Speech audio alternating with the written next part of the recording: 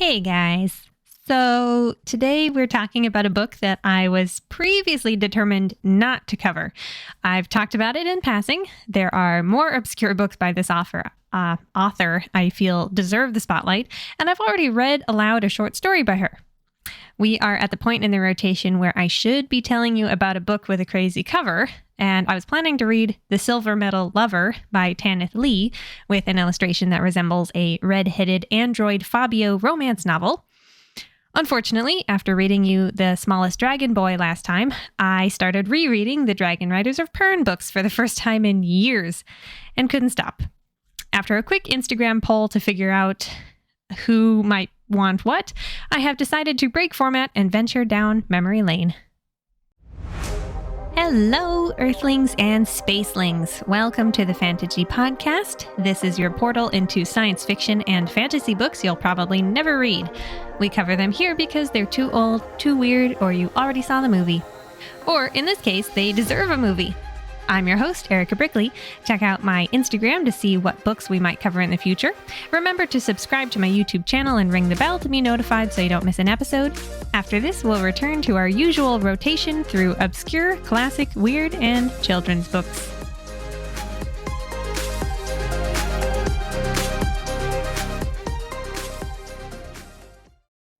Since the start of 2023, I've slowed down my podcast writing schedule. Originally, I'd hoped to put out an episode every 2 weeks, but I've been really focused on getting a couple books written and searching for a literary agent. One of those books is a memoir, surprisingly, about my Russian best friend whose life has been turned upside down by current world events. I'll admit the writing and submission process has been challenging since nonfiction is not really my usual genre. The other book is a short fairy tale about my family's dog going on a dragon-slaying adventure. Let me know if you'd be interested in seeing that one self-published on Amazon Kindle. It currently features pictures that I generated using AI, but I might have my sister do some illustrations since her art is fantastic. Check her out on Instagram at Ariel Rose Fine Art. As I said earlier, I was supposed to cover something with a crazy cover illustration this time around, but I got caught up in rereading some childhood favorites. If you've been listening to me on YouTube for a few months, you'll know that I adore Anne McCaffrey. I read aloud her short story, The Smallest Dragon Boy, and have always planned to talk about some of her lesser-known books, The Cholera, Dinosaur Planet, Partnership, Acorna the Unicorn Girl, etc. Of everything she has written, sometimes with the help of her son Todd or other writers, McCaffrey's Dragonriders of Pern series is the most well-known and could almost be considered for the next Classics episode. Alas, I was weak and started rereading them on my own rather than get to work on our regularly scheduled programming. Fortunately, my Instagram followers agree that Dragonflight would make a great episode. So let's do it. You can keep an eye on my Instagram for future polls and future updates. I've talked about how I discovered Dragonflight a few times on this podcast. The short of it is that I made 3 major book discoveries when I was in middle school. One was Barlow's Guide to Extraterrestrials, which has acted as a roadmap within my favorite genre.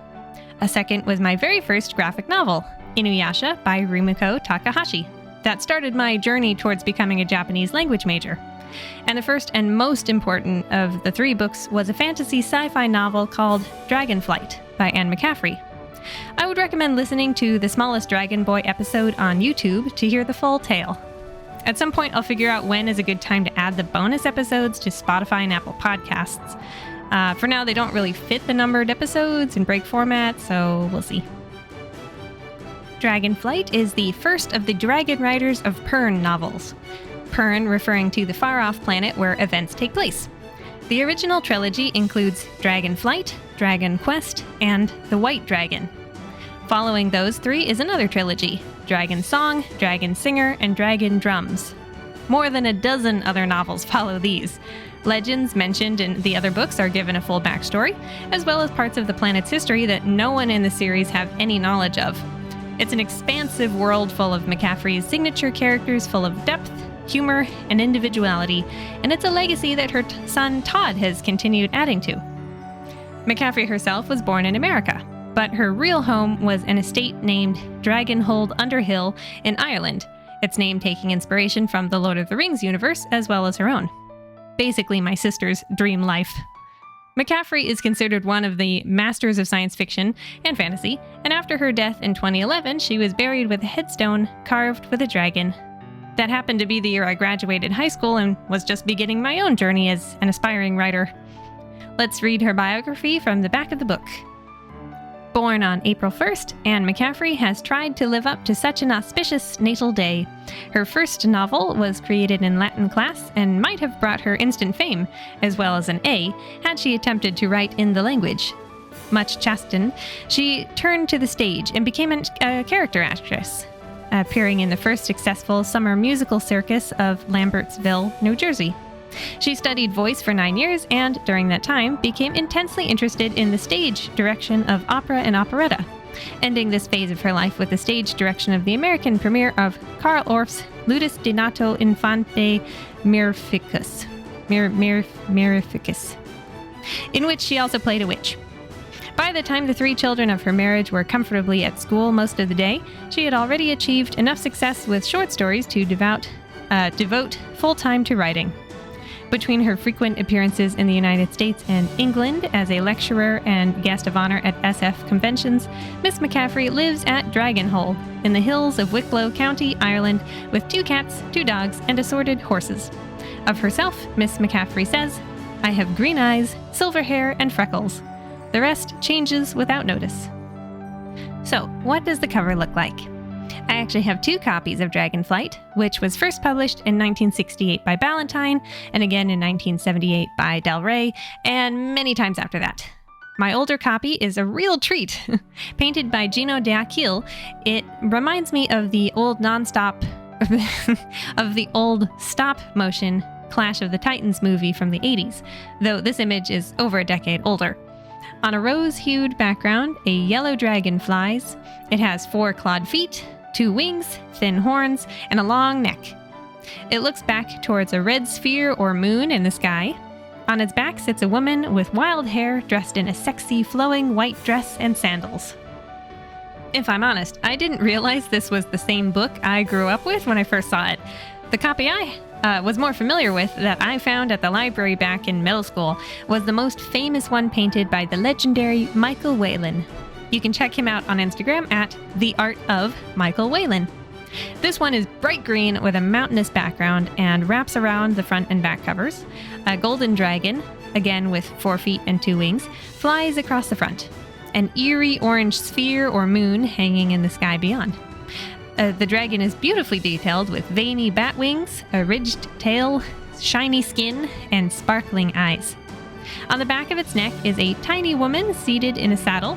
She has dark, wild hair and lifts one hand as she looks back over her shoulder. Flipping the book over, you see that she leads a whole line of dragons and riders. These are the 2 covers I have, but there are many more I have yet to collect. There's a version which depicts the dragons as being a lot skinnier, more medieval looking. There's one that just shows a dragon's glittering, jewel-like eye. There's another version of the flowing white dress image. There's one that looks like folk art, one that reminds me of Game of Thrones, one that shows a bunch of dragons bursting from an egg. There's even a graphic novel adapted by Bryn Stevens and others. The list goes on and on. Just doing a quick image search on Google for Dragonflight McCaffrey brings up a dozen alternatives. If I had room on my shelves, I'd try to get one of each just for the fun of it. Book 2, Dragonquest, has the same variety when it comes to covers. There are follow-ups to the ones I own, one looking a bit stop-motion clay-made, and a pretty blue one, blue and purple one, again by Michael Weylan. There are many I've never seen before on Google Images. A special shout-out goes to the one being sold on eBay for $250 that looks especially low budget and overly sexy.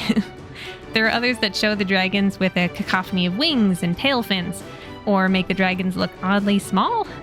And Book 3, The White Dragon, also has plenty of options to choose from, but I won't get into it. For this episode, I will summarize Dragonflight and briefly outline Dragonquest and The White Dragon. I can't cover the whole series, seeing as there are more than a dozen Dragonriders of Pern books, but the first 3 books are something of a set. You can find Dragon Song, Dragon's Dawn, and others on your own if the characters and settings speak to you. As for the supplemental material, I suggest looking up Karen Wynne Fonstad's Atlas of Pern for more maps and diagrams, Jody Lynn Nye's The Dragon Lovers Guide to Pern for cultural details, and Robin Wood's The People of Pern for character portraits. All these guides were written with or by Anne McCaffrey, so the information is true to the source material. Though I would recommend reading a few of the novels first, so as not to spoil too many plot points. Each book includes a map by Bob Porter that shows planet Pern's 2 main continents and major human habitations. Okay, with all that out of the way, let's get started. Note to parents. These books include discussions about sex, though not in great detail. If you would like to avoid all mention of adult activities, please give the episode a listen first before sharing with others. Thank you. Introduction. When is a legend legend? Why is a myth a myth? How old and disused must a fact be for it to be relegated to the category fairy tale? And why do certain facts remain incontrovertible while others lose their validity to assume a shabby, unstable character? Rukbat, in the Sagittarian sector, was a golden G-type star. It had 5 planets, and 1 stray it had attracted and held in recent millennia. Its 3rd planet was enveloped by air man could breathe, boasted water he could drink, and possessed a gravity that permitted man to walk confidently erect. Men discovered it and promptly colonized it. They did that to every habitable planet, and then, whether callously or through collapse of empire, the colonists never discovered and eventually forgot to ask, left the colonies to fend for themselves. When men first settled on Rukbat's 3rd world and named it Pern, they had taken little notice of the stranger planet, swinging around its adopted primary in a wildly erratic elliptical orbit. Within a few generations, they had forgotten of its existence. The desperate path the wanderer pursued brought it close to its stepsister every 200 Terran years at perihelion. When the aspects were harmonious and the conjunction with its sister planet close enough, as it often was, the indigenous life of the wanderer sought to bridge the space gap to the more temperate and hospitable planet. It was during the frantic struggle to combat this menace dropping through Pern's skies like silver threads that Pern's tenuous contact with the mother planet was broken. Recollections of Earth receded further from Pernese history with each successive generation until memory of their origins degenerated past legend or myth into oblivion. To forestall the incursions of the dreadful threads, the Pernese, with the ingenuity of their forgotten Terran forebearers, developed a highly specialized variety of a life form indigenous to their adopted planet. Such humans as had a high empathy rating and some innate telepathic ability were trained to use and preserve this unusual animal whose ability to teleport was a great value in the fierce struggle to keep Pern bare of threads. The winged, tailed, and fire-breathed dragons, named for the Earth legend they resembled, their dragon men, a breed apart, and the menace they battled, created a whole new group of legends and myths. Once relieved of imminent danger, Pern settled into a more comfortable way of life. The descendants of heroes fell into disfavor, as the legends fell into disrepute. Part 1. Weyr Search. Chapter 1. Drummer, beat, and piper, blow, harper, strike, and soldier, go. Free the flame and sear the grasses till the dawning red star passes. Lessa wakes up in the cold back room of the kitchen she shares with other drudges who work as the lowliest servants within Ruatha Hold. She feels unnerved, as if danger is afoot, just as she did 10 turns of the seasons ago when her family was killed. Quietly, she gets up to go outside to the courtyard to see the Weyr, a sort of reptile watchdog. It is an old, ugly creature, but it listens to her as the last remaining member of the Ruathan bloodline, the last true heir to the Hold. It doesn't care about her matted hair or dirty clothes. Lessa has successfully hidden from Fax, the conqueror now in possession of 6 different holdings, and plans to reclaim her birthright someday. As they walk together at the end of the Watchware's chain, Lessa looks up at the red star that has begun to appear in the eastern sky at dawn before the sun's light drowns it out.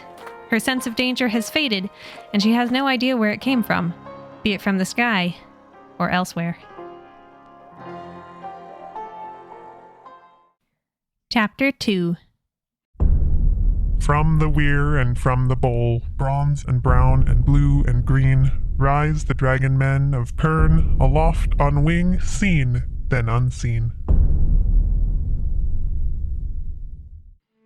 Falar is a dragon man from Bendon Weyr, the last remaining of the original 6 Weyrs on the planet Pern. Dragons come in 4 main colors: bronze, brown, blue, and green.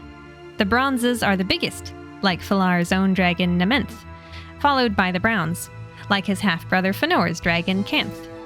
Blues are smaller, and female greens are smaller still, though no dragon is exactly small, and all can carry multiple people on their shoulders. The only other color is gold, and only queen dragons are that color. Dragons are remarkable creatures with faceted, jewel-like eyes who have a telepathic bond with their single rider, a bond that lasts for life.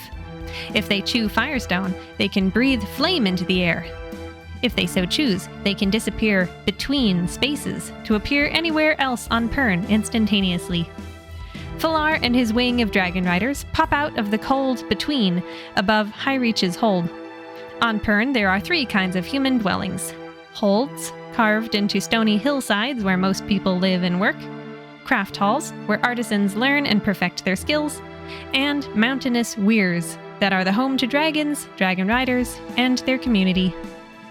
Unfortunately, the relationship between Weyr and hold is in decline. Traditionally, a hold such as the one below would be clear of all vegetation, but it is green with grass and moss. Falar knows that the red star is in the sky and it's getting bigger, swinging closer, and if it comes too close to Pern, then death will rain down on the planet. But many people believe those days are over. There hasn't been a pass for 400 turns, twice the length of time the songs and records say. All the Weyrs are empty save one. Why should holds have to support the Weyr when dragon men are now useless? Even dragon riders are getting complacent, and Falar is the only bronze rider who conducts firestone drills. Worst of all, there is just one golden queen egg left. The last queen, Nemorth, was slow and sickly, and Weyr woman Jorah was lazy and useless after Falar's father passed away, and the Weyr was taken over by another bronze rider named Rugul. Now that Nemorth and Jorah have died, all hope lies in that final clutch of eggs sitting on the sands of the hatching ground in Bendon Weyr. The dragon riders are on search. They must find strong female candidates in the hope that one of them will impress the baby queen dragon and be strong enough to help rebuild all that was lost. Falar is determined to find someone with true willpower, someone he can guide into the position of Weyr woman and eventually take his place beside her as Weyr leader. His dragon Nementh rumbles approvingly. Unfortunately, Falar is faced with dealing with Fax, the man in control of not 1 but 6 holds. There was a time when the finest Weyr woman of Pern came from the Ruatha bloodline, but Fax killed that family and now rules like a tyrant. The arrival of dragons in the courtyard causes quite a stir. While the dragons are confused by this response, as they would never hurt a human, Falar privately enjoys reminding the common folk what dragons are capable of, that they're not just myths living in the mountains. Fax comes to greet Falar, somewhat rudely since he hasn't done as a lord ought by memorizing the names of bronze riders, but he has no choice but to allow Falar's men inside to begin searching while the dragons fly off to hills and mountain tops beyond. Though a bit fat and a bit of a slob, Fax is clearly a powerful man who dominates all his wives and beats his servants through words and fists into submission. Suddenly, Falar isn't sure he'll find anyone with a spirit left in these parts. Falar and Fenor share the same dark hair, though Falar is a bit wider in the shoulder. They take a look around, noting that the people here eat much better than they do at home, relying on the holds to send tithes. Only the stringiest animals and shriveled greens are sent their way, just enough to fulfill obligation to the Weyr. They also see that Fax has built out from his hold much less than other holds have started doing, though it's less about the tradition of remaining behind safe rock walls and more about maintaining all that he has conquered. Almost no one believes the Red Star will actually drop burning spores, named threads, on them anymore. What once fell from the sky and devoured anything and everything organic has long since gone away.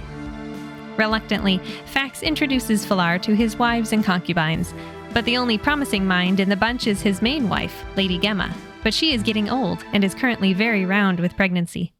Clearly, she does not like her husband much, but conducts herself with a dignity and respect for dragon riders emblematic of one who shares some amount of Ruwathan blood. As Falar and Fëanor explore the hold and the craft halls beyond, it is clear to them that most women and girls have been hidden away, lest they be taken to the Weyr. Life among dragon men is more freeing for women than anywhere else, so even if a woman does not bond with a queen dragon, she usually chooses not to return home, seemingly lost to the mysterious halls and beds of the dragon riders. The half-brothers discover that an ex-dragon rider lives here as the head clothman, a man named Lytol, whose dragon died in an accident during a game some years back, when his name would have been shortened to Lytol.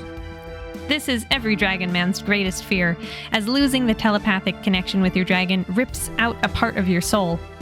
Lytol is an observant, intelligent, serious, thin man who tells Falar and Fëanor many things about the state of Fax's holdings. He advises them to kill Fax for the good of the planet, since Fax's ambition is contagious and gets other lord holders thinking dangerous thoughts. He also tells them rumors about Ruwatha Hold, where once many great men and women were from, but now has fallen into disrepair, nearly every steward assigned to it falling ill or impotent or dead. Despite his preoccupied speech, Falar decides he likes Lytol since the old man disapproves of the greenery allowed to grow around High Reach's hold and doesn't think much of Regul, the current Weyr leader. He clearly believes the Red Star is getting closer. When Lytol can no longer stand to be in the presence of other dragon men, Falar and Fëanor leave him. The half-brothers agree that their prospects are grim, but they must push on and visit each of Fax's holds.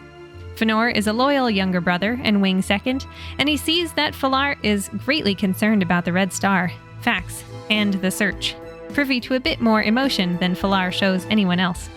Disconcerted by the notion of being dragonless, for one man only ever has one dragon friend, they walk away from the craft hall.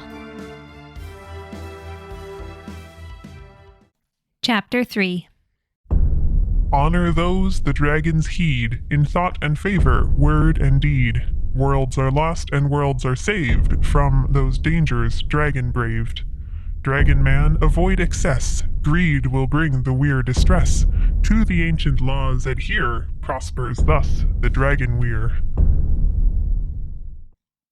After 4 days with Fax, Falar is no closer to finding a suitable candidate, but he can tell the antagonistic man is eager for a fight.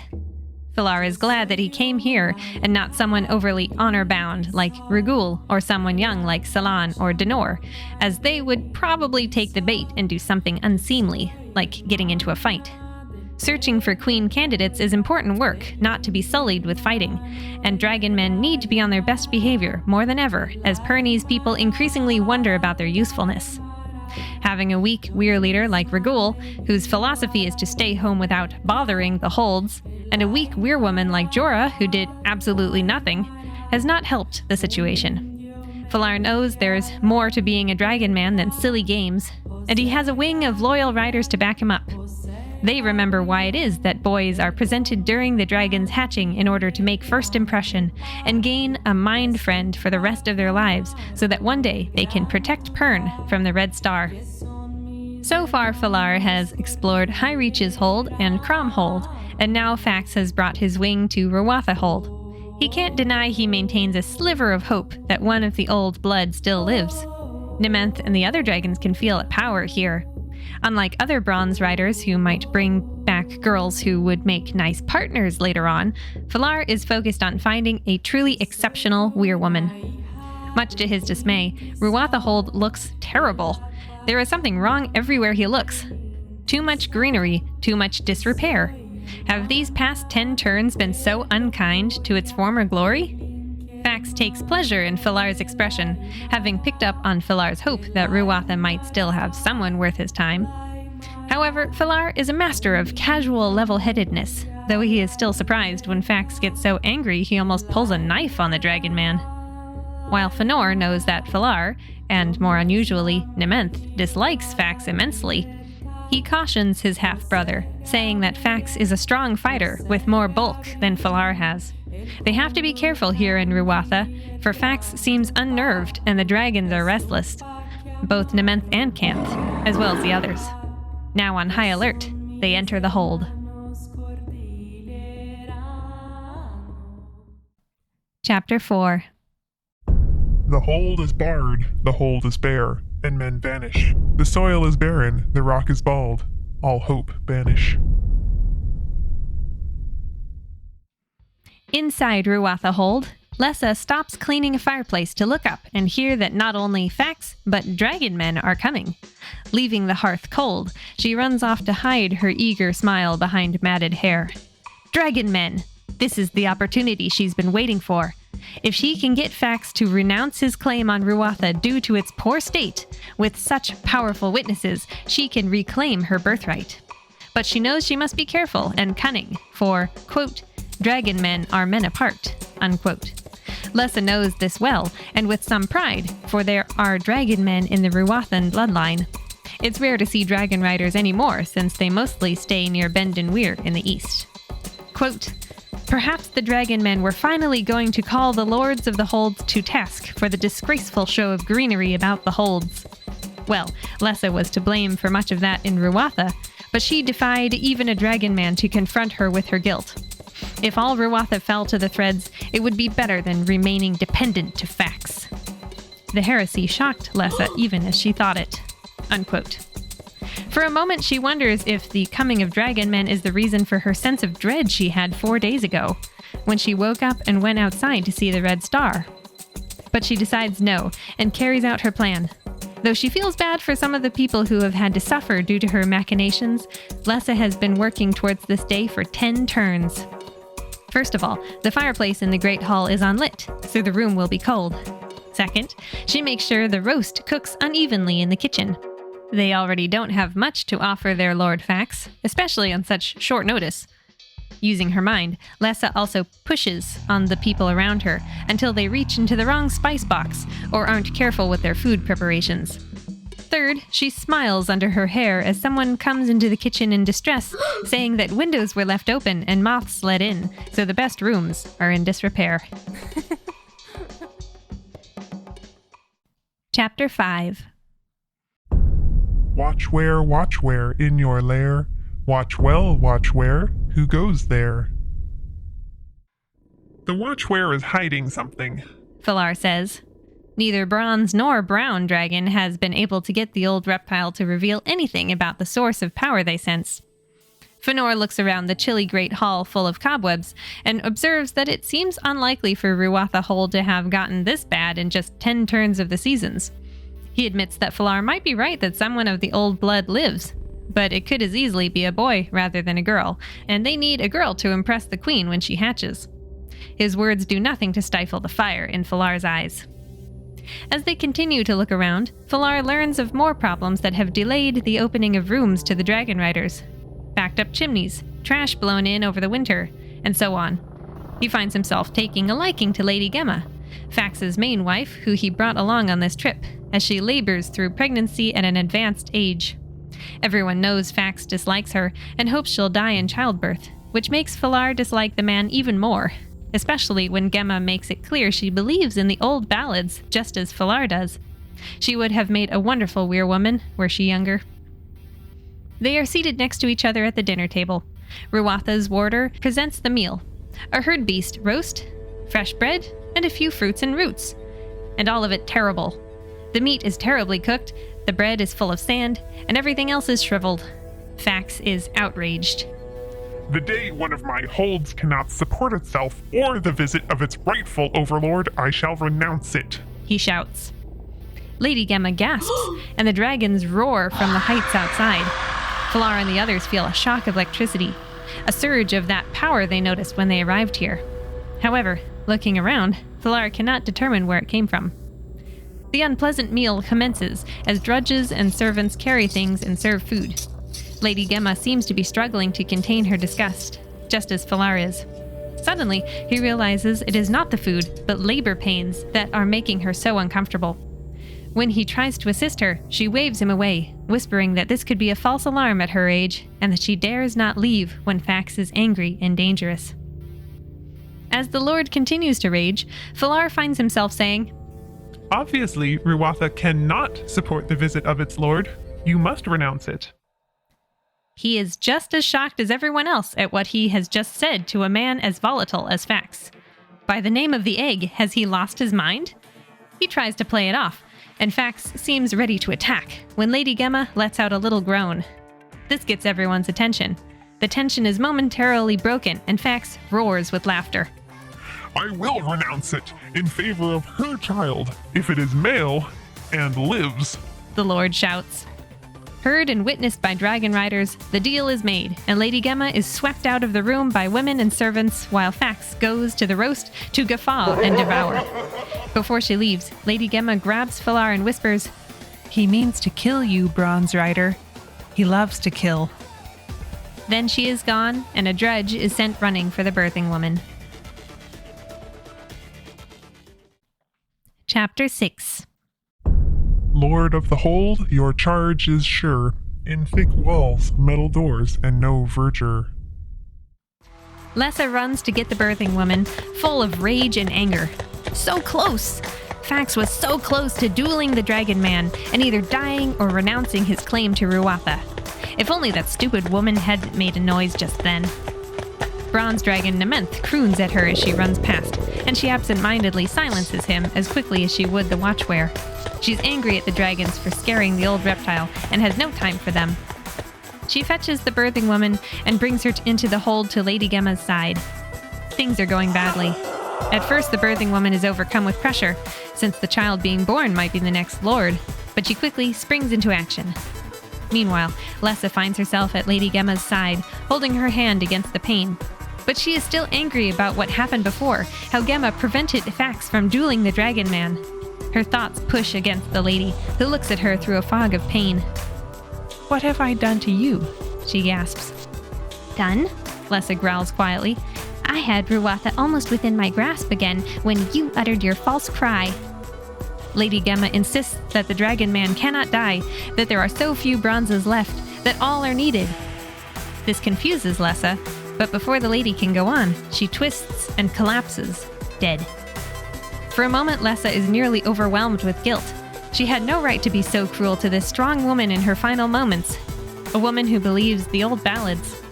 Lady Gemma had probably suffered much more by Fax's hands than Lessa had, in many ways. This death is a tragedy. 10 long turns of fortitude carry Lessa out of the room and into what she must do next. Even if mother and child are dead, she does not have to say so. Carefully hunching her back to look like any other poor, dirty drudge, she returns to the great hall and says, The child lives. It is male. Fax reacts in an eruption of fury, leaping forward and slamming his fist against the drudge's face, knocking the little body to the floor like so many rags. Stop, Fax. Falar bellows. It was heard and witnessed by dragon men. Stand by your sworn and witnessed oath. Witnessed by dragon men? Fax repeats with a laugh. Dragon women, you mean. Women, parasites on Pern. The Weyr power is over for good. The men are upon each other with belt knives. Falar has almost hoped for this moment, but he is also worried about the little person lying still. He knows now that that drudge was the source of power he'd been looking for. He'd felt it when she walked in the room with her announcement. What if that hit and fall killed her? But first he must take care of Fax. The Lord is big and powerful, but Falar is more agile and fast. The two men circle each other with knives and grasping fists, feinting to test one another. Fax attacks, again and again, and is quicker than he looks, but Falar avoids his blows. At one moment they are locked before breaking apart, though neither is unscathed. Falar's shoulder burns like a brand where it was sliced, but he manages a deep cut that leaves Fax's arm dangling. One last charge forward, and Fax all but crushes the Dragon Man, but gets a dagger to the chest that kills him. Falar is not happy to have done this. He is a Dragon Man on search. He immediately goes to the little fallen person, pushing back her hair to look at the dirty face. With a sigh of relief, he confirms that she is still alive. So he takes her through the corridors to his chamber and lays her on the bed. She hardly weighs anything, and he can tell that she is as young as he'd hoped. F'Elar is convinced she is of Ruathan blood and hid herself away to wait for Fax to renounce his claim here. Lessa wakes up and watches him warily. When she learns Fax is dead, she gets up and says, I reclaim my own. I am of the Ruathan blood. I claim Ruath. F'Elar laughs and points out that the hold has already been promised to Lady Gemma's son, at which point Lessa reveals her lie. This revelation infuriates the Dragon Man, and he grabs her arm angrily. You provoked a dragon man to fight? He shouts. To kill? When he is on search? Lessa cares nothing for his search, and she takes off running. F'Elar makes chase, only to discover that Lady Gemma's son actually did survive the traumatic birth. Fënor is amused to see his half-brother so worked up, and they head out to the courtyard where Nementh projects into F'Elar's mind that he's captured the girl. They stepped out just as the bronze dragon awkwardly lands on his back feet, carrying Lessa after picking her up from one of the upper windows where she was sneaking out. F'Elar proceeds to explain that Lady Gemma's son actually did live, and that Lessa now has no claim on Ruatha Hold. If she had come to the dragon men when they arrived, they would have assisted her, but instead she has aided in naming a new successor. She is saddened by Gemma's death and devastated by her failure. Ruatha is mine, she insists. Ruatha?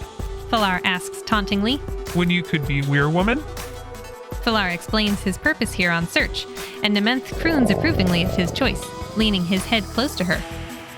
He likes to have his eye ridges stretched, F'Elar says. I know. Lessa replies quietly. Nemorth has laid a golden egg. F'Elar continues. This time we must have a strong Weirwoman. The red star? Lessa gasps.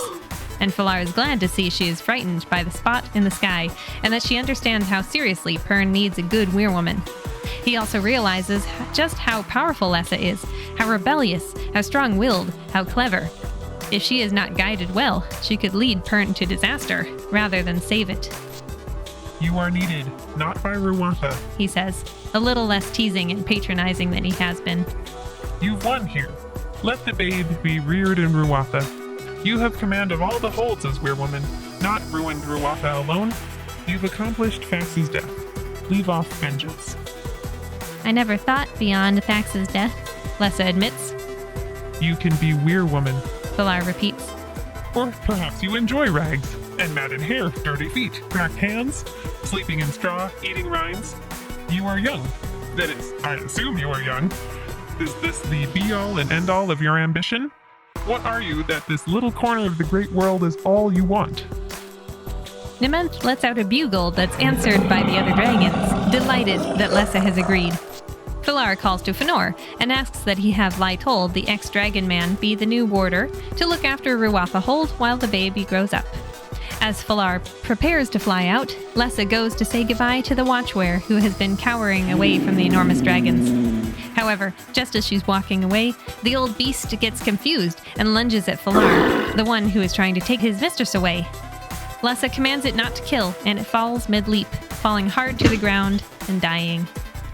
Although F'Elar is disgusted by the ugly old thing, Lessa cradles its head, and the dragons let out a quote, an eerie, hair-raising, barely audible, high keening note that signifies the passing of one of their own, unquote.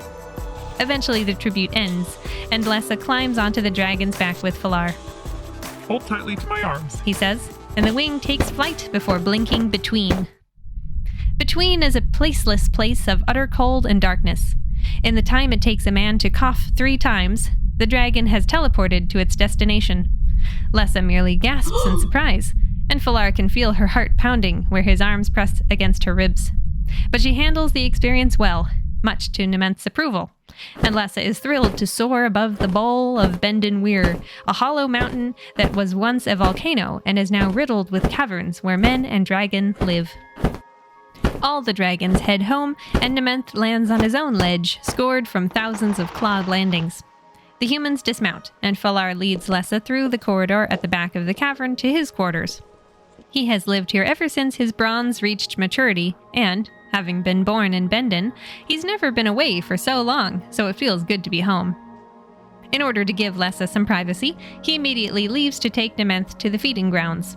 Falar steps onto the dragon's forearm to be lifted down to the feeding ground, while Nementh brags that Lessa doesn't trust Falar, but likes him. Why should she be afraid of you? Falar asks teasingly. Your cousin to the Weyr, who was her only friend. The dragon indignantly states that he and his fellows paid tribute to the creature only because its loyalty was very dragon-like, not because they are closely related species. Fënor and Canth are also at the feeding ground. The hatching is due at any hour, Fënor says. They contemplate the future while watching the brown and bronze dragons swoop down, snatch herd beasts, and lift their meals up to distant ledges for bloody feasting. Lytol was overwhelmed by the summons, Fënor continues, and sends you all honor and respect. He will do well at Ruatha.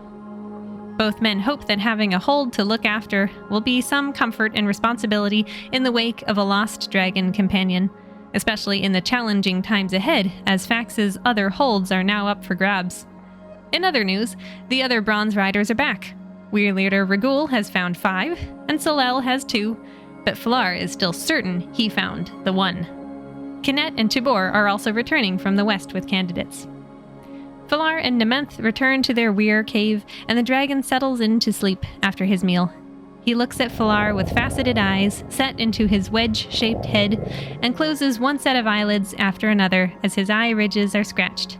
Falar is all softness as he looks at his dragon, who he's been with for 20 turns.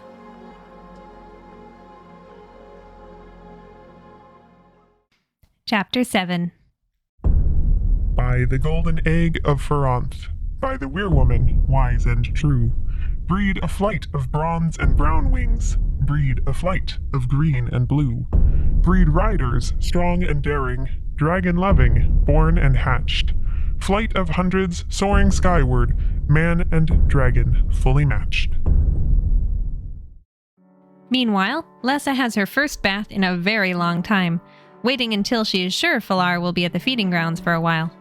She is amazed to be standing in Bendon Weyr, a place she's always heard about but never been, although she's not entirely sure what a Weirwoman does. Her exchanges with Nementh, for she can understand the dragons even easier than the Weyr, indicated that the role was something special, though she was simply a contender. At the back of the chamber is a bathing room with a pool of natural hot spring water bubbling up from below. She scrubs herself raw with cleansing sand, and then sets about detangling her hair.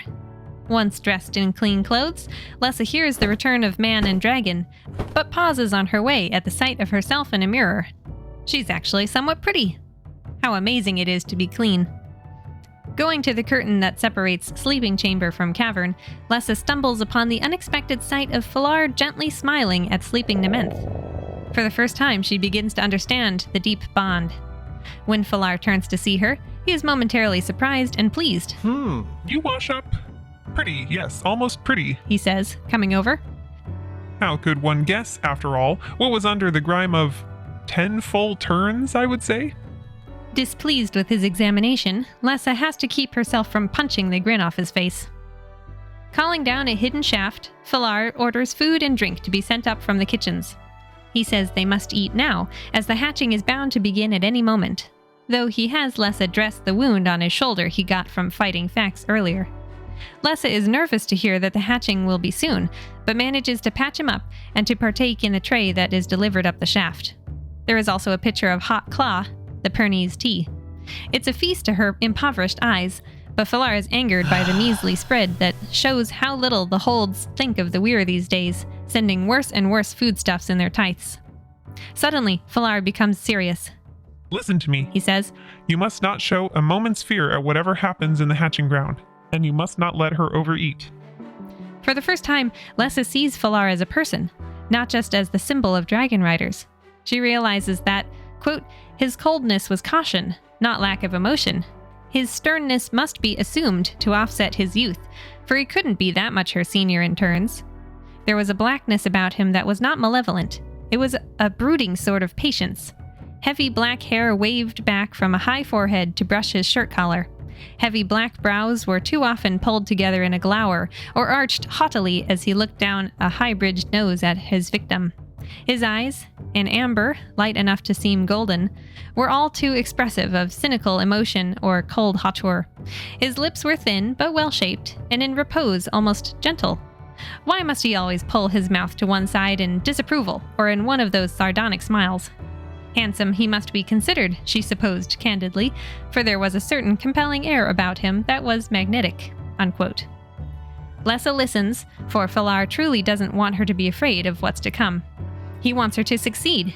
He even admits that she did well at Ruatha, though she half-starved herself in the process based on how thin and tiny she is. He even seems to admire how nice she looks washed, despite her staticky hair post-bath. Just then, an unearthly keening filled the chamber. Falar jumps into action, getting Lessa stripped and dressed again in the traditional white robe of a candidate. Then they hop on Nementh to spiral down to the bowl of the Weyr below and join the throngs of people heading into the hatching grounds. Humans and dragons alike find places to watch in the enormous space filled with ledges. On the sands below are 10 monstrous, mottled eggs that are rocking and pulsating. Beside the body of dead Queen Nemorth is a raised platform where the golden egg has been placed. Remember, Lessa. Falar says, looking into her eyes one last time, then leaving her.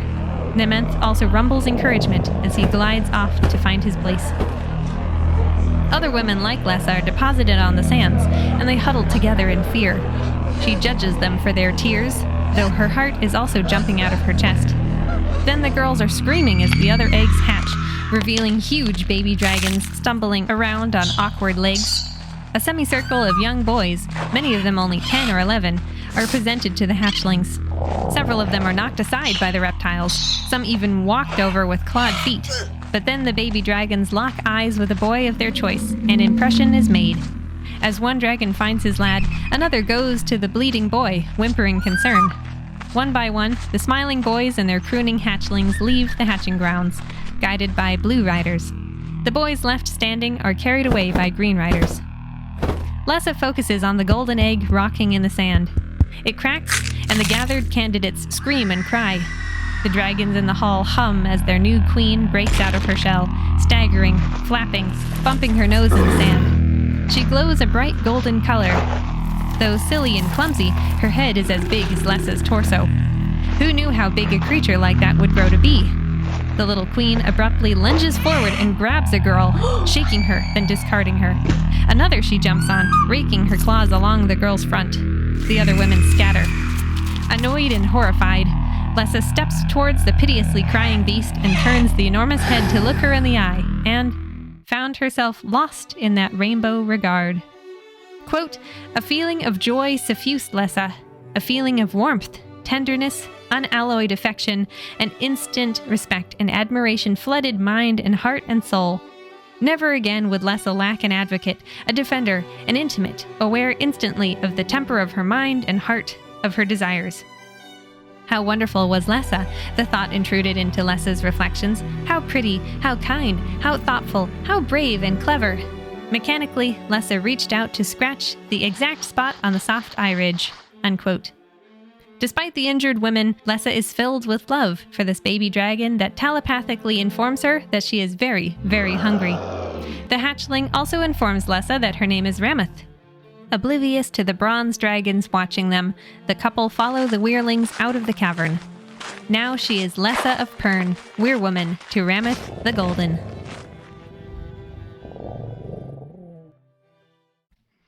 Part 2, Chapter 8. Seas boil and mountains move, sands heat, dragons prove, red star passes. Stones pile and fires burn, green withers, arm pern, guard all passes. Starstone watch, scan sky, ready the weirs, all riders fly, red star passes. After 2 years living in Bendon Weyr with her golden dragon Rameth, Lessa is officially bored and frustrated. She spends her days memorizing ballads, since she is the new keeper of the records, and senior bronze riders Rugul and Salel work tirelessly to instruct her. Well, Salel nods off half the time, but Rugul never lets her forget how important the rules are. If a queen isn't meant to fly, why does she have wings? Lessa asks him, trying to contain her anger in order to understand the traditions she's being forced to learn. Queens don't fly. Rugul says flatly. Except to mate. Salel adds before dozing off again. Set in their ways, they don't want to answer Lessa's questions. They want her to recite ballads and write them out word for word on her slate. Her only consolation is the secret knowledge that she can speak to any dragon in the Weyr, while everyone else is only in telepathic communication with their own bonded beast. Rugul and Salel are focused solely on tradition after spending decades with the last Weyr woman, inactive Jorah, and her sleepy queen Nemorth. They don't even really explain to Lessa what the ballads mean. They just care if she knows them. She has to wonder on her own, especially about lyrics that discuss the Red Star that Rugul and everyone else seems convinced will never drop deadly threads ever again. Falar is the only one who believes, the only bronze rider who still drills his wing on chewing firestone and breathing fire. Lessa is frustrated with Rugul for his overabundance of discipline and his choices as Weyr leader. He seems to believe that if no one outside the Weyr sees a dragon rider, they'll have no reason to become annoyed and stop tithing. The dragons don't even patrol the holds and craft halls anymore, sticking to the unpopulated regions of the northern continent. But there's no removing Rugul now, since his dragon Hath flew Nemorth during her last mating flight, which makes him Weyr leader until further notice. The Weyr looks to those whose dragons produce the next generation of hatchlings. Her mind returns to Falar, who endlessly agitates yet intrigues Lessa. She's actually learned quite a lot from him. Though he can't interfere with Weyr leader Rugul's lessons, he can drop a phrase here or there that clears some of the fog. Lessa finds herself becoming annoyed with Falar for failing to become Weyr leader himself. His bronze dragon Nementh is the biggest on Pern. Was it Falar's lack of initiative? Why doesn't he spring into action? Why does he hang back while Rugul drags them all down? It seems counterintuitive to all his grand words back when he found her at Ruatha Hold on search. She wonders about the Red Star again. The finger rock on the mountain ridge above Bendenweir points to the sun, which seems to balance on the rock on the solstice. Next to it sits the Starstone, which has a circle carved into it for reasons she had not been taught. And to make matters more confusing, the old ballads sing about the Weyrs, plural, not just Bendenweir, getting ready for the Red Star to pass close to Pern. She still thinks about that morning she woke up and went out into the courtyard to see the star shining in the east. It has gotten bigger in the sky, more visible in the daylight, over these past 2 years as Rameth has grown. Lessa smiles to herself when she thinks of her dragon, her wonderful lifelong companion. The relationship is the one thing that's kept her here when Rugul insists she stay in her own quarters and do nothing but study. The one thing that prevents her from returning to Ruatha to oust Lady Gemma's son to take it back for herself. She wants to do more with Rameth than enjoy their bond. She wants to fly, to go between. Other queens have done it, as evidenced by songs like the Ballad of Maretta's Ride. Unable to take this boredom and frustration any longer, Lessa reaches out to Salel's dragon Tuenth, who is happy to call his rider away for her. The older man wakes up from his doze and hurries off. Before she can get rid of Rugul, the head woman of the lower caverns, Minora, comes into the records room. The Weyr woman is in charge of domestic life in the Weyr, so Minora has come with an update, and Lessa is glad to see her. The report isn't good. Bendenweir is very low on winter provisions, having exhausted most of them the last couple winters. Long ago, each of the 6 Weyrs had 3 holds each to provide tithes to sustain them. But now Bendenweir is the only one left to support, yet very few holds send anything. Mostly their 3 main hold neighbors send their worst produce. Most of what the Weyr gets from them is fish, no variety of grains, meats, or vegetables. Sometimes the women of the Weyr are carried out to go berry and nut collecting by dragon riders, and Lessa wonders if she might partake in this activity or otherwise help. But Minora insists that Lessa must remain here. Though very annoyed that everyone keeps telling her to stay put, but never really saying why, Lessa tries to think of a way to solve the Weyr's problem quietly. She decides to borrow a dragon man to do some more thorough foraging. First, she considers Fëanor, who is Falar's half-brother and Minora's son. Would be a good choice, but perhaps she should choose a bronze rider rather than a brown wing second, so they will be more free to get away from the Weyr. Kinet is young and impressionable, for example. She hates that Bendenweir seems to have become as shabby as Ruatha Hold, and she plans to turn that around. If only they had a proper leader. Again, she thinks of Falar and is angered by his inaction. He wants to see a strong Weyr woman? Fine, she'll be as grand as he teased her she could be. One day she'll tell him that she can speak with his precious Nementh as easily as she can with Rameth, and then he'll have a shock. She'll be the one grinning then. Rameth wakes up, and Lessa runs to her dragon, rubbing oil on flaking skin where the queen has grown, even bigger than a brown. For a while she is consumed with the wonderful work and conversation that is carrying for her dragon, when suddenly she notices that Falar has come calling. She hates the way the handsome man leans against the doorway in his warehide gear that protects him from the cold of between. He greets Rameth and tells Lessa about coastal flooding happening at Telger, and how deep the swamps of Eigen have become. Though Falar seems almost pleased by these events, the meaning is lost on Lessa. The two humans talk, banter, and squabble a while before Rameth insists she is starving. So can they please get going so she can have her bath already? They all head down to the feeding grounds. Lessa rides Falar on Nementh and watches sadly as Rameth clumsily drifts down to catch a meal. Nementh says to assure you she'll be more graceful when she gets her full growth. Falar says. But the young males are growing just as fast, and they're not. Lessa stops, not wanting to confide in Falar too much. They don't grow as large, and they're constantly practicing. He reminds her. Oh, to fly! Lessa laments her lack of freedom as she scrubs her dragon, just as she used to scrub the floors of Ruatha Hold, though Rameth is much better company. While the queen soaks, they hear the announcement of the tithe train coming in, probably coming from one of the 3 loyal holds. The loyal ones will be protected when the red star passes, Falar says, mostly to himself. Lessa is bemused by his certainty, though she can't deny that she feels the menace too. She can feel the dragons shuffling restlessly in the early morning when the red star is its brightest in the east. Meanwhile, Rameth heads to the feeding ground and devours 6 bucks before Lessa makes her stop, and they return to their cavern for the growing dragon's nap. Soon after, she receives word that Lytol of Ruatha Hold sent the Weyr provisions and updates. Falar makes sure the messenger gets a nice long look at the impressive sleeping queen dragon, while Lessa reads the parchment skin. Lytol's message warns that trouble is brewing with the Lord Holders after Fax's demise. This is doubly concerning since the Holds have been doing very well this turn, making it obvious how little the Weyr has received of this global wealth. As the messenger leaves, Fëanor joins Lessa and Falar in the council room, telling them that Lytol was very generous, but that his men still grumble about having to give the Weyr so much. The disillusionment with dragon men continues. Bronze riders Rugul, Solel, Denor, Tabor, and Kinet come hurrying in, and a heated debate starts about whether the Weyr can last through the winter. Much to Lessa's frustration, Falar doesn't use this as an opportunity to point out Rugul's poor management, instead de-escalating and stating that Lytol's contributions should get them through. The Weyr is not yet reduced to raiding and bartering for what they need. At one point, Lessa tries to push Tabor into action, but Falar catches on and stomps on her foot. Rugul gains control of the room, insisting everything stay the same. They will focus on training the new riders and upholding traditions. Chapter 9. Honor those the dragons heed, in thought and favor, word and deed. Worlds are lost and worlds are saved, from those dangers dragon braved. Dragon man, avoid excess, greed will bring the Weyr distress. To the ancient laws adhere, prospers thus the dragon Weyr. Fëanor has come to find Lessa.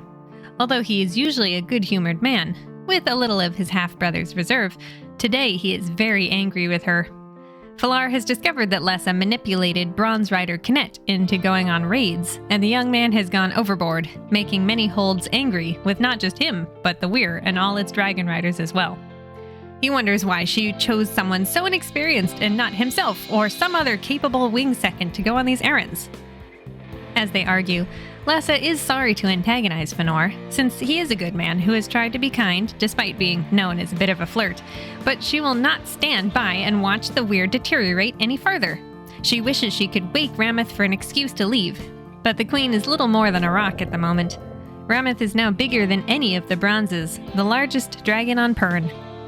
You don't sneeze without Falar's consent, Lessa says venomously. Fëanor laughs. Falar did give you more credit than you deserve, He says contemptuously. Haven't you realized why he must wait? No, Lessa shouts. I haven't. Is this something I must divine by instinct like the dragons? By the shell of the first egg, Fëanor, no one explains anything to me. Lessa suggests that Fëlar was a coward for allowing Rigul to become Weyr leader, and Fëanor defends his wing leader and half-sibling. First off, he explains that the Red Star usually passes close to Pern once every 200 turns of the seasons, but this time seems to have stayed away for twice that time. Only few people in Pern believe that the Red Star will make it past this time, and threads will once again fall from the sky. The only thing that can kill them is dragon fire that burns them before they fall to the lush ground below. Secondly, Fëlar and Fëanor's father WHELAN was training his son to be a good, mindful Weyr leader before he was killed. Fëlar was too young to do anything when Rigul's dragon Hath flew with Queen Nemorth and became Weyr leader, thus losing his chance back then. Rameth is full grown, ready for her first mating flight. Fëanor says firmly. When she flies, all the bronzes will rise to catch her. The strongest does not always get the queen. Sometimes it is the one everyone in the Weyr wants to have win her. The older riders wanted Rigul. They couldn't stomach a 19-year-old over them as Weyr leader, son though he was to WHELAN. So, Hath got Nemorth, and they got Rigul. They got what they wanted, and look what they've got. Lessa realizes she was wrong to push K'net into raiding, that it may already be too late to mend the Weyr's relationship with the Holds after her meddling. She was too confident in her abilities after being Fax's undoing. The very fate of Pern seems to hang in the balance now. Before anything can be done about the situation, the dragons outside begin excitedly calling to each other, and Lessa runs out to see what's going on, finding Rameth still deeply asleep. Rigul and other bronze riders come running in, and she doesn't like the excited looks on their faces. Everyone reports that their dragons, Hath, Binth, Orth, and so on, are blooding their kills, gorging themselves without weighing themselves down with meat. Only Fëlar and K'net are missing, since Lessa pushed K'net to go raiding, and Fëlar went to fetch him. It dawns on Lessa that her beautiful golden dragon has reached maturity and is about to go on her first mating flight, and the older bronze riders intend to seize power during the event without the younger men present. Repelled by Rigul and the others, Lessa frantically calls for Nemeth in her mind, calling him and Fëlar back. Meanwhile, Rigul indicates Rameth. She will wake, He says. She will wake and rise ill-tempered. You must allow her only to blood her kill. I warn you, she will resist. If you do not restrain her, she will gorge and cannot fly. Fëanor is infuriated by what is happening, after so many years supporting his half-brother, only to see him once again excluded from this opportunity. Though Lessa tries to threaten Rigul by saying she'd rather take Rameth between to die than let his bronze Hath fly her, he is not intimidated. He and the others know there is no way to direct the dragons when they get worked up.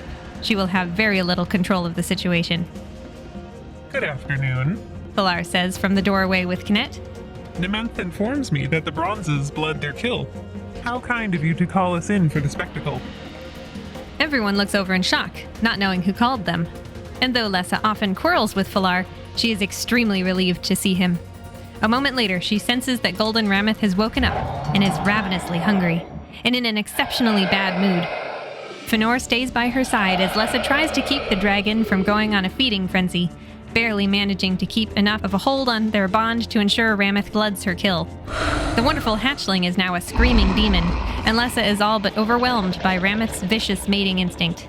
As Rameth sucks blood from the bucks, the Weyr is silent. Then all at once the queen takes to the air. She is bigger than any of the bronzes, and they pump their wings to chase after her. During the flight, Lessa is hardly aware of her own body, caught up in Rameth's mind. The queen races and teases the bronzes until only 3 are still on her tail: Rigul's Hath, Tabor's Orth, and Fëlar's Nemeth. As she free-fall dives past them, Nemeth grabs her, and the final dance begins. Lessa almost faints from the soaring power of the experience, only now realizing that she and Fëlar are together to experience this moment alongside their dragons, like a tidal wave of emotion and desire. It's their job to keep Rameth and Nemeth from losing themselves so completely that they might fatally blink between, then bring them home. Chapter 10. Dragon man, between thee and thine, share me that glimpse of love greater than mine. Fëlar wakes up to a happy dragon and the knowledge that he is now Weyr leader. Lessa has disappeared into the bathing room, though, and Nemeth reports that the Red Star is getting closer to being visible through the eye rock, at which point they will know if Threadfall is coming.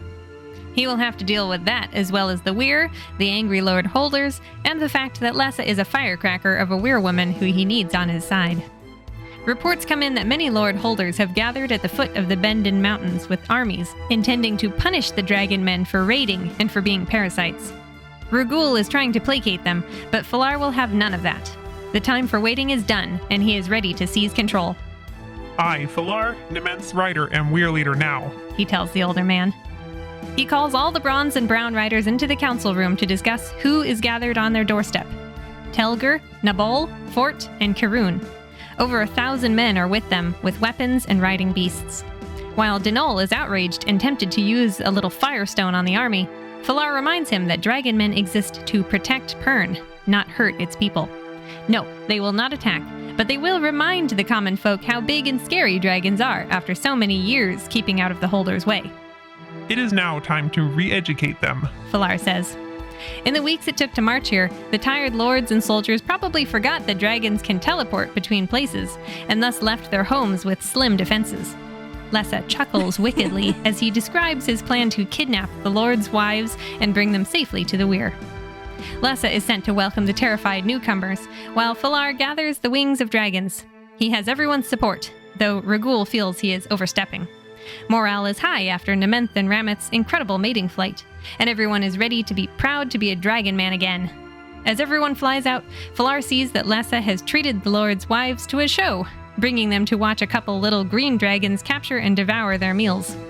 He makes the conscious choice to leave her behind as the dragons blink between to meet the Lord Holders. Chapter 11. From the Weyr and from the bowl, bronze and brown and blue and green, rise the dragon men of Pern, aloft on wing, seen then unseen. On the ground, Lord Larad of Telger is less sure than his fellows about the blasphemous act they are committing by attacking a dragon Weyr. Then again, he can't deny that it seems to have outlived its usefulness. He and other holders are expected to support the dragon men, to forgive the ridiculous search that had claimed his own sister Kylara, and to forget the recent pilfering of goods. No, the Weyr must understand that it does not sit on top of the world anymore. However, Larad is almost as disconcerted by Lord Marin's behavior as he is with the Weyrs. He is a harsh man who took control after Fax died. Just then, the lords are buffeted by a piercing cold wind, and look up to see a rainbow of dragon wings appear above them. By the void that spawned us, Larad thinks. I'd forgotten dragons are so big. Miscalculation number 1.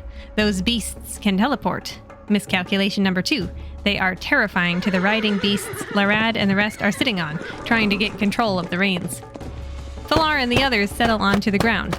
Nement is quite enjoying the show, better than any dragon games.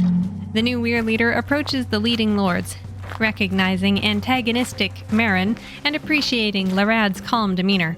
He hears their complaints, then puts forth his demands. You will turn and go back to your holds. You will then go into your barns and among your herds. You will make a just and equable tithe. This will be on its way to the Weyr within 3 days of your return. When the lords protest, Falar calls for wing second to Sum, and a wing of dragons flies close to reveal the captive wives riding with them. Larad in particular is unsettled by the sight, for he is recently married and proud of the little person he loves for not screaming the way the others do. He leads the way in retreat. On top of his previous demands, Falar instructs the lords to clear their holds of greenery, for the red star is getting bigger in the sky and threads will soon fall. Everyone suddenly looks up in astonishment, and Falar follows their gaze to see Lessa and Rameth flying above them all. The dragon's golden hide shines in the sun. It's an impressive sight, not just because Rameth is the largest dragon alive, but because Lessa has dressed in flowing white to make a lasting, glorious impression. The dragons hum in reverence to their queen. Though Falar takes advantage of everyone's awe, he is beyond angry that Lessa has brought the planet's only queen dragon out into the dangerous open skies. As they return to the bowl of the Weyr, Nement calmly tells him that Lessa and Rameth will do as they choose, and Falar had better get used to it and train them, or they'll be liable to go between on their own. Recognizing his anger and anxiety, Falar allows himself to see how beautiful the sight of Lessa and Rameth flying truly is. He remembers his own first flight. Lessa is a remarkable, indomitable spirit. As bronze and gold dragons land, Lessa lifts her chin in defiance as Falar comes over to her. But she is shaken by his broad smile. Queens can too fly, She says, not sure what to say if not her prepared speech. Of course they can fly. Falar says, full of pride and respect. That's why they have wings. Part 3. Dustfall. Chapter 12. The finger points at an eye blood red. Alert the weirs to sear the thread. Falar is still struggling to get Regul on his side. The old bronze rider is convinced that no thread shall ever fall again, not after 400 quiet turns of the seasons. While Falar accepts that as a possibility, he refuses to let their guard down, especially not when the red star sat squarely in the hole of Irock this very morning. Regul, meanwhile, thinks himself the superior Weyr leader, who taught Lessa to be the most magnificent Weyr woman in a long time, proficient in all the teaching ballads and sagas. He's sure Lessa prefers Falar only because he discovered her on search. There is, Regul, incontrovertible evidence to support my conclusions. Falar says. The finger rock points at an eye blood red. Don't quote me verses I taught you as a Weirling. Regul snaps back. Falar points out that either the thread will fall, or the dragon men are as the Lord said. Nothing but useless parasites. Everyone must follow him into preparation for threadfall, or leave Bend and Weyr entirely. Falar has already begun to disrupt Weyr life with new ideas.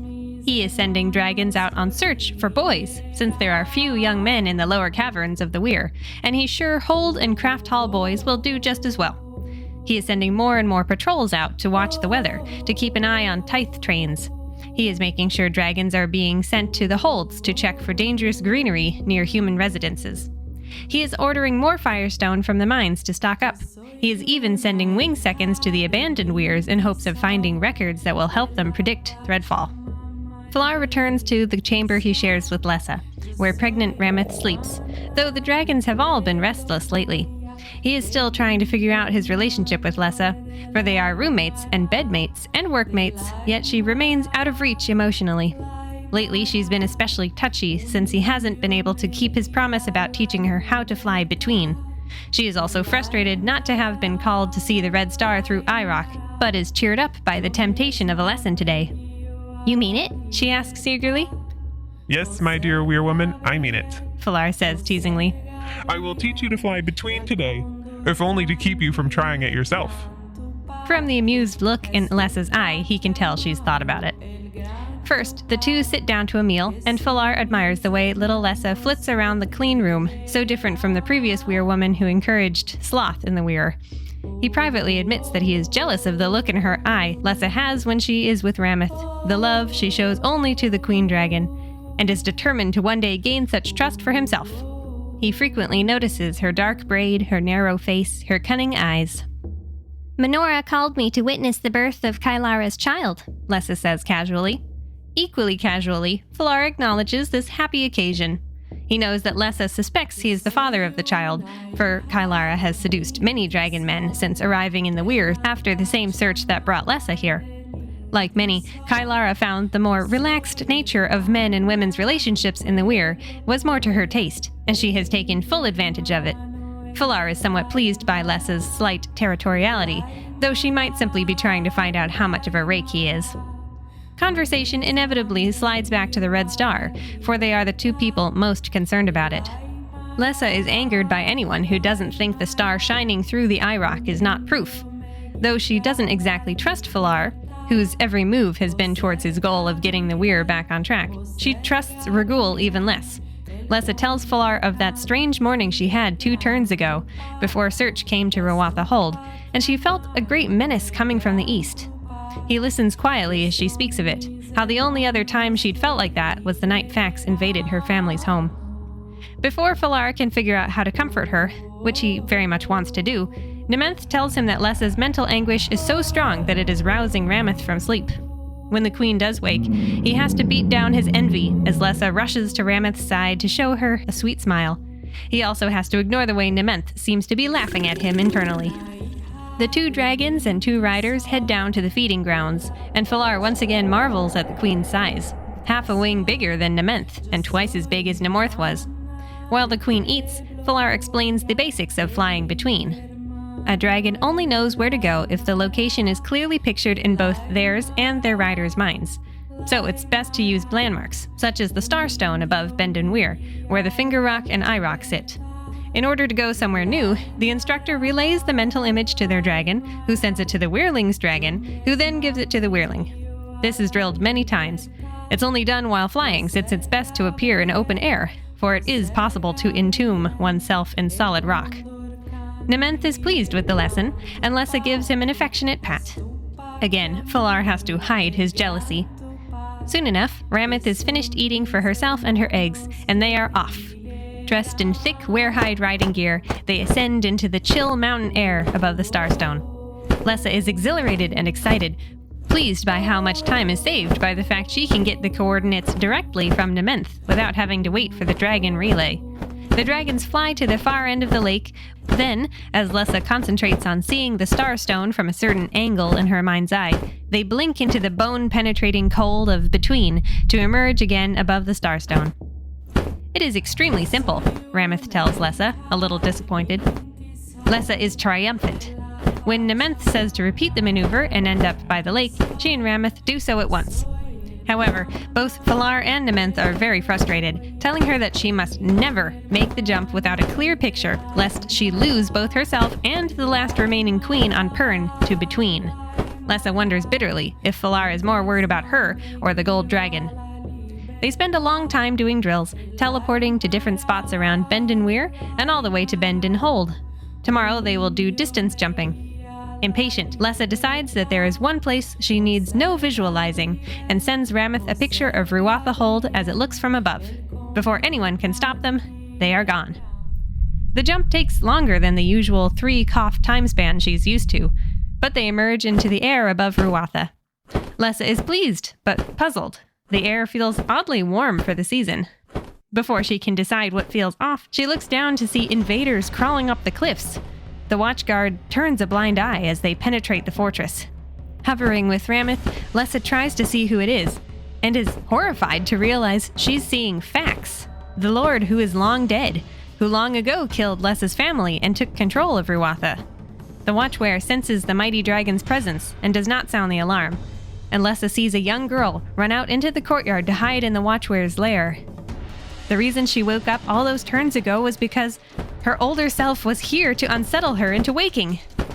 Lessa pushes Rameth to return to the Starstone at Bendon Weyr, only to find Falar and Nementh gone, no doubt having gone to Ruatha to look for her. So, Lessa tries again to picture Ruatha as it is now, not how she remembers it from her childhood.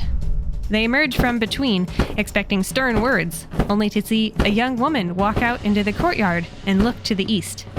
Again, Lessa and Rameth return home, and soon are joined by a very, very angry Falar and Nementh.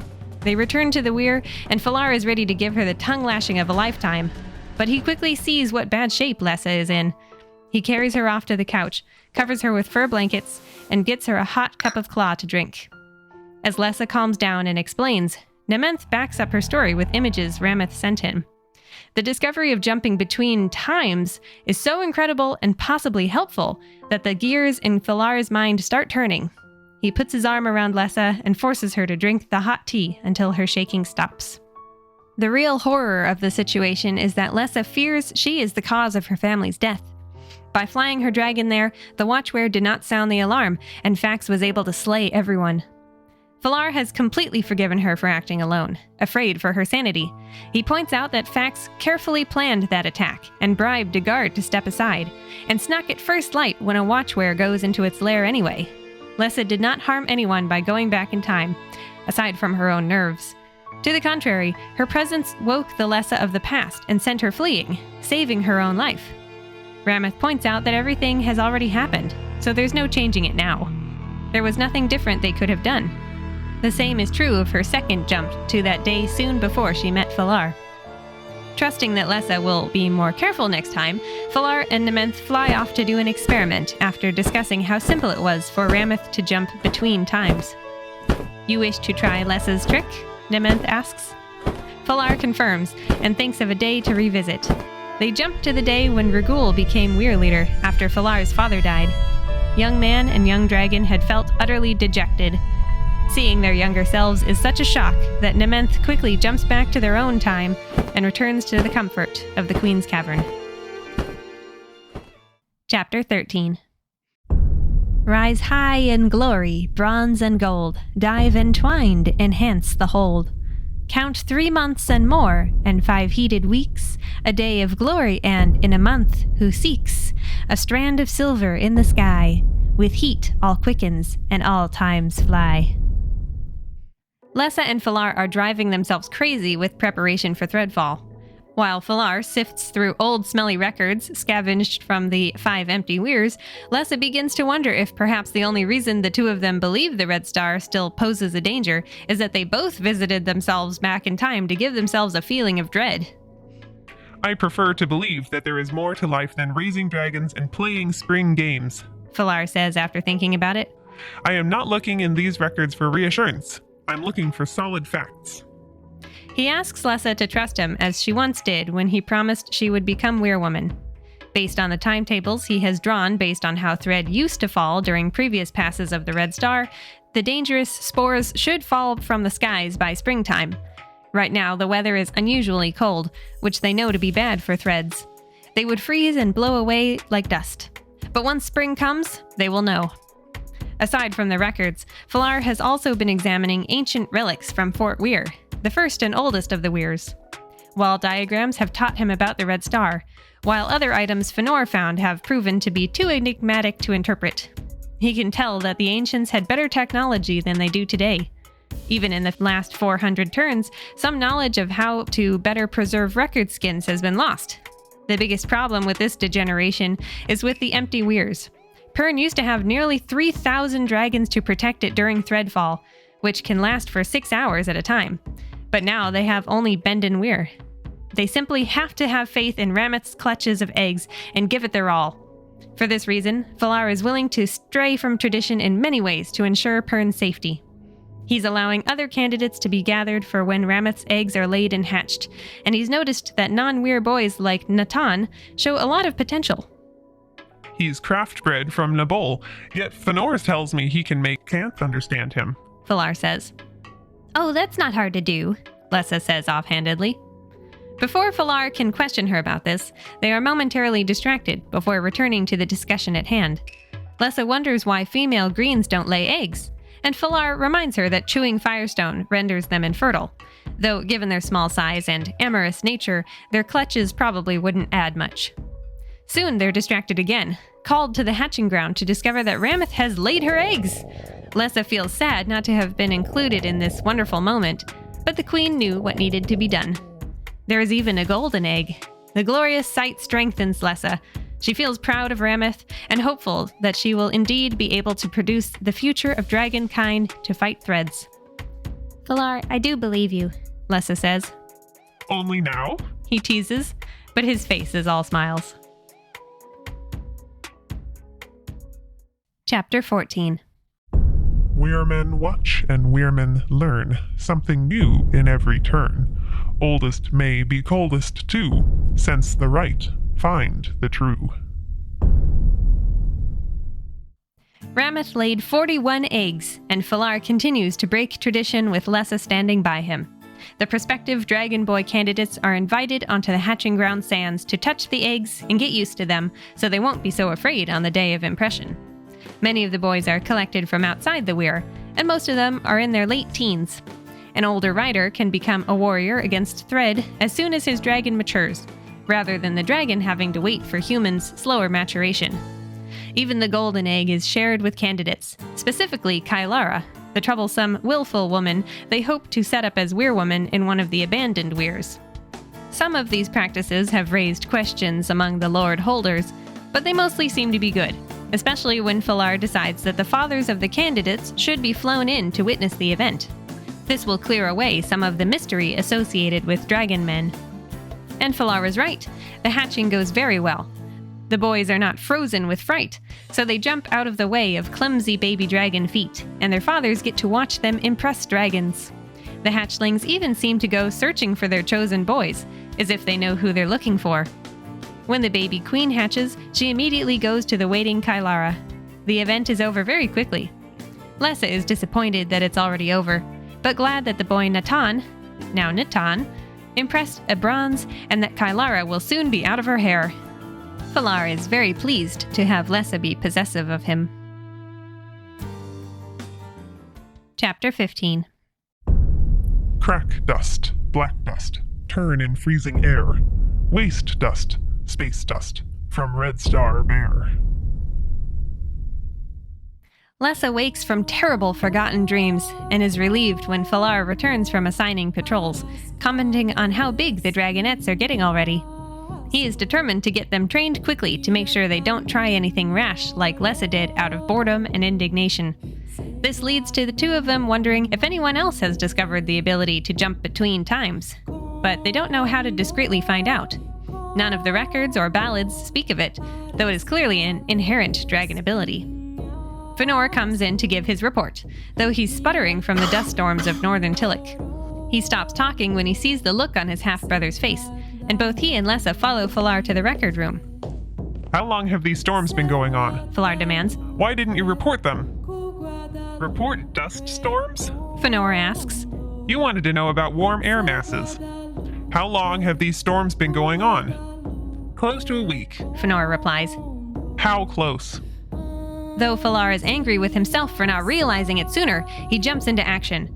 It is clear now that thread have been falling for the past 6 days unnoticed due to the unseasonably cold weather that kills the spores and causes them to disintegrate into black dust. Crack dust, black dust, Lessa quotes in horror. In The Ballad of Meredith's Ride, the chorus is all about black dust. I don't need to be reminded of Moretta right now. Falar growls. She could talk to any dragon in the Weyrs. But I can do that. Lessa protests.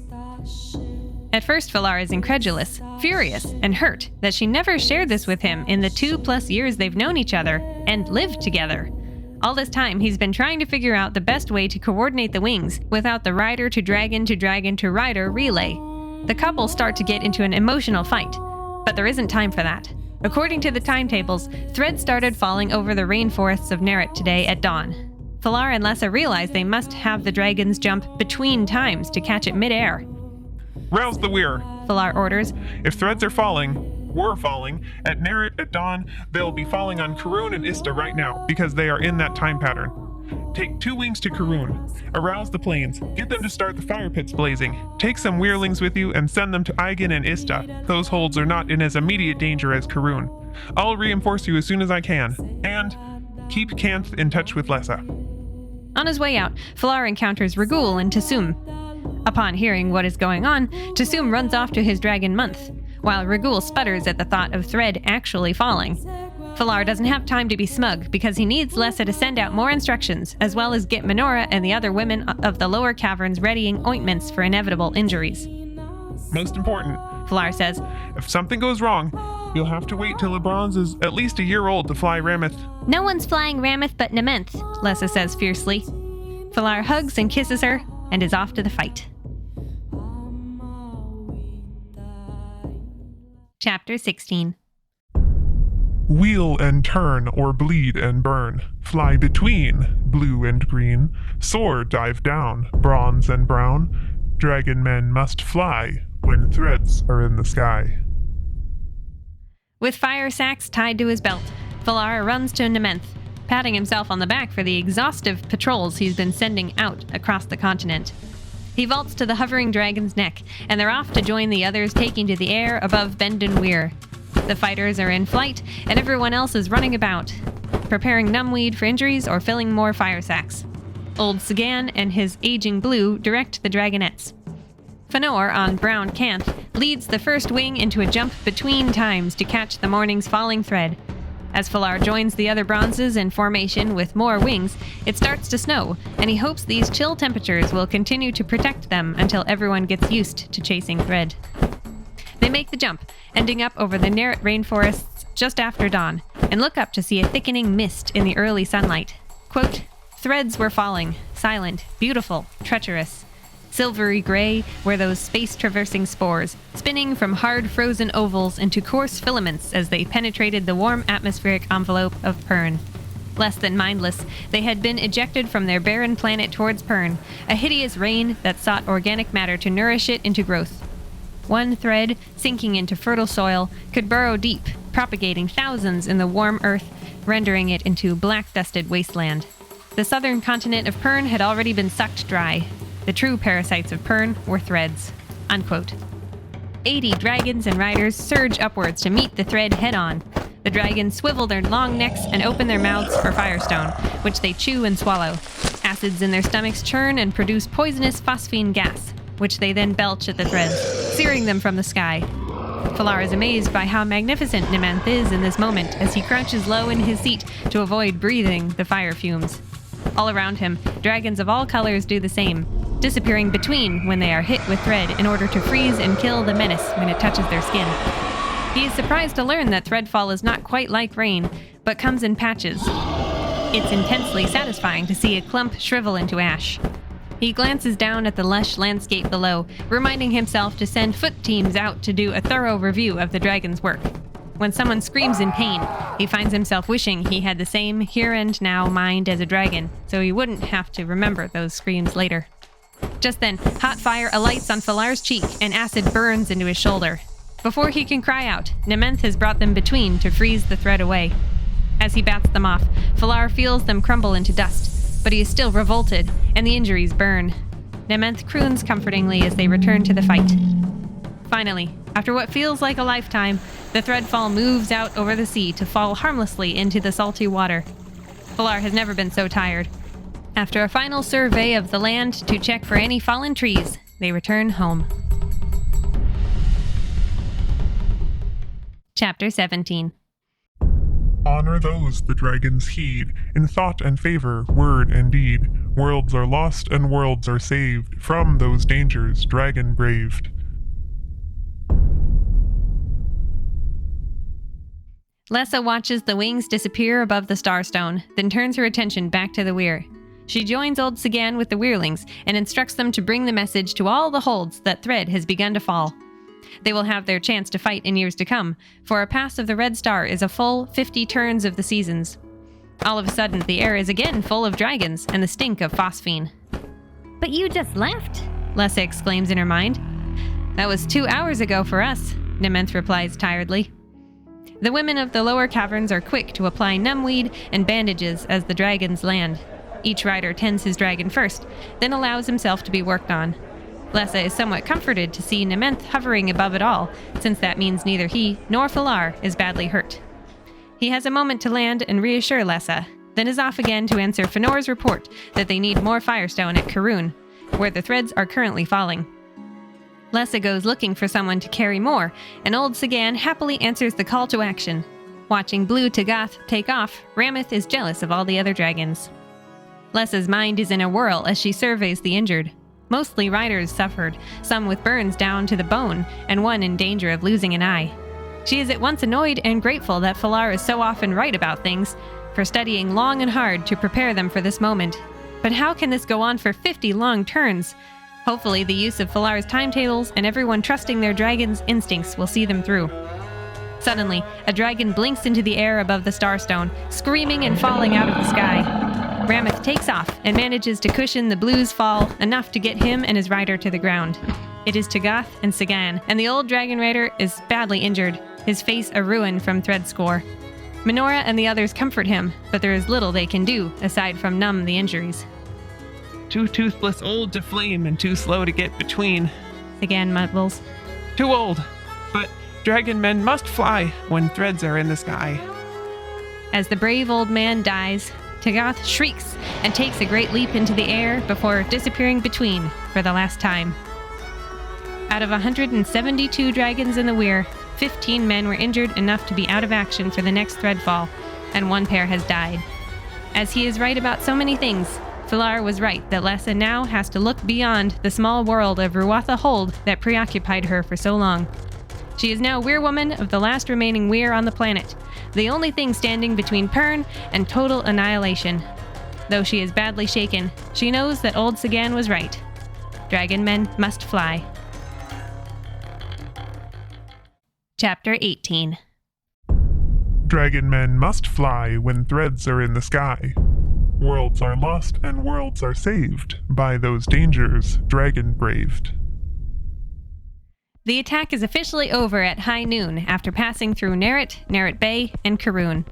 As Falar and the others come home properly, Golden Rameth welcomes from the Starstone. The Weyr is quiet as everyone rests and recuperates.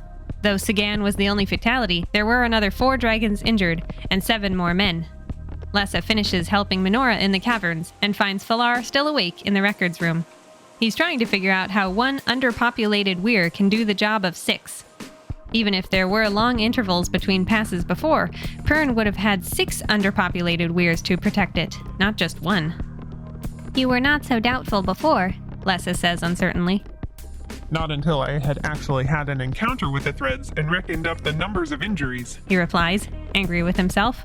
Falar is overwhelmed by what must be done to keep vigilant, to fight each time threads fall, and to go over the land again on foot afterward. The holds and craft halls must be organized to help, and they must find ways to burn out thread burrows. The records mention people being armed with fire, but there is no explanation for how that was accomplished. Lessa points out that even the ancients weren't always successful. They lost the southern continent, after all, and no one has bothered with it in ages. She also reminds him to have more faith in himself, since it is his timetables and his belief that has gotten them this far. First, we need more dragons. Falar counts. Second, we need them now. Third, we need something as effective as a flaming dragon to destroy threads which have burrowed.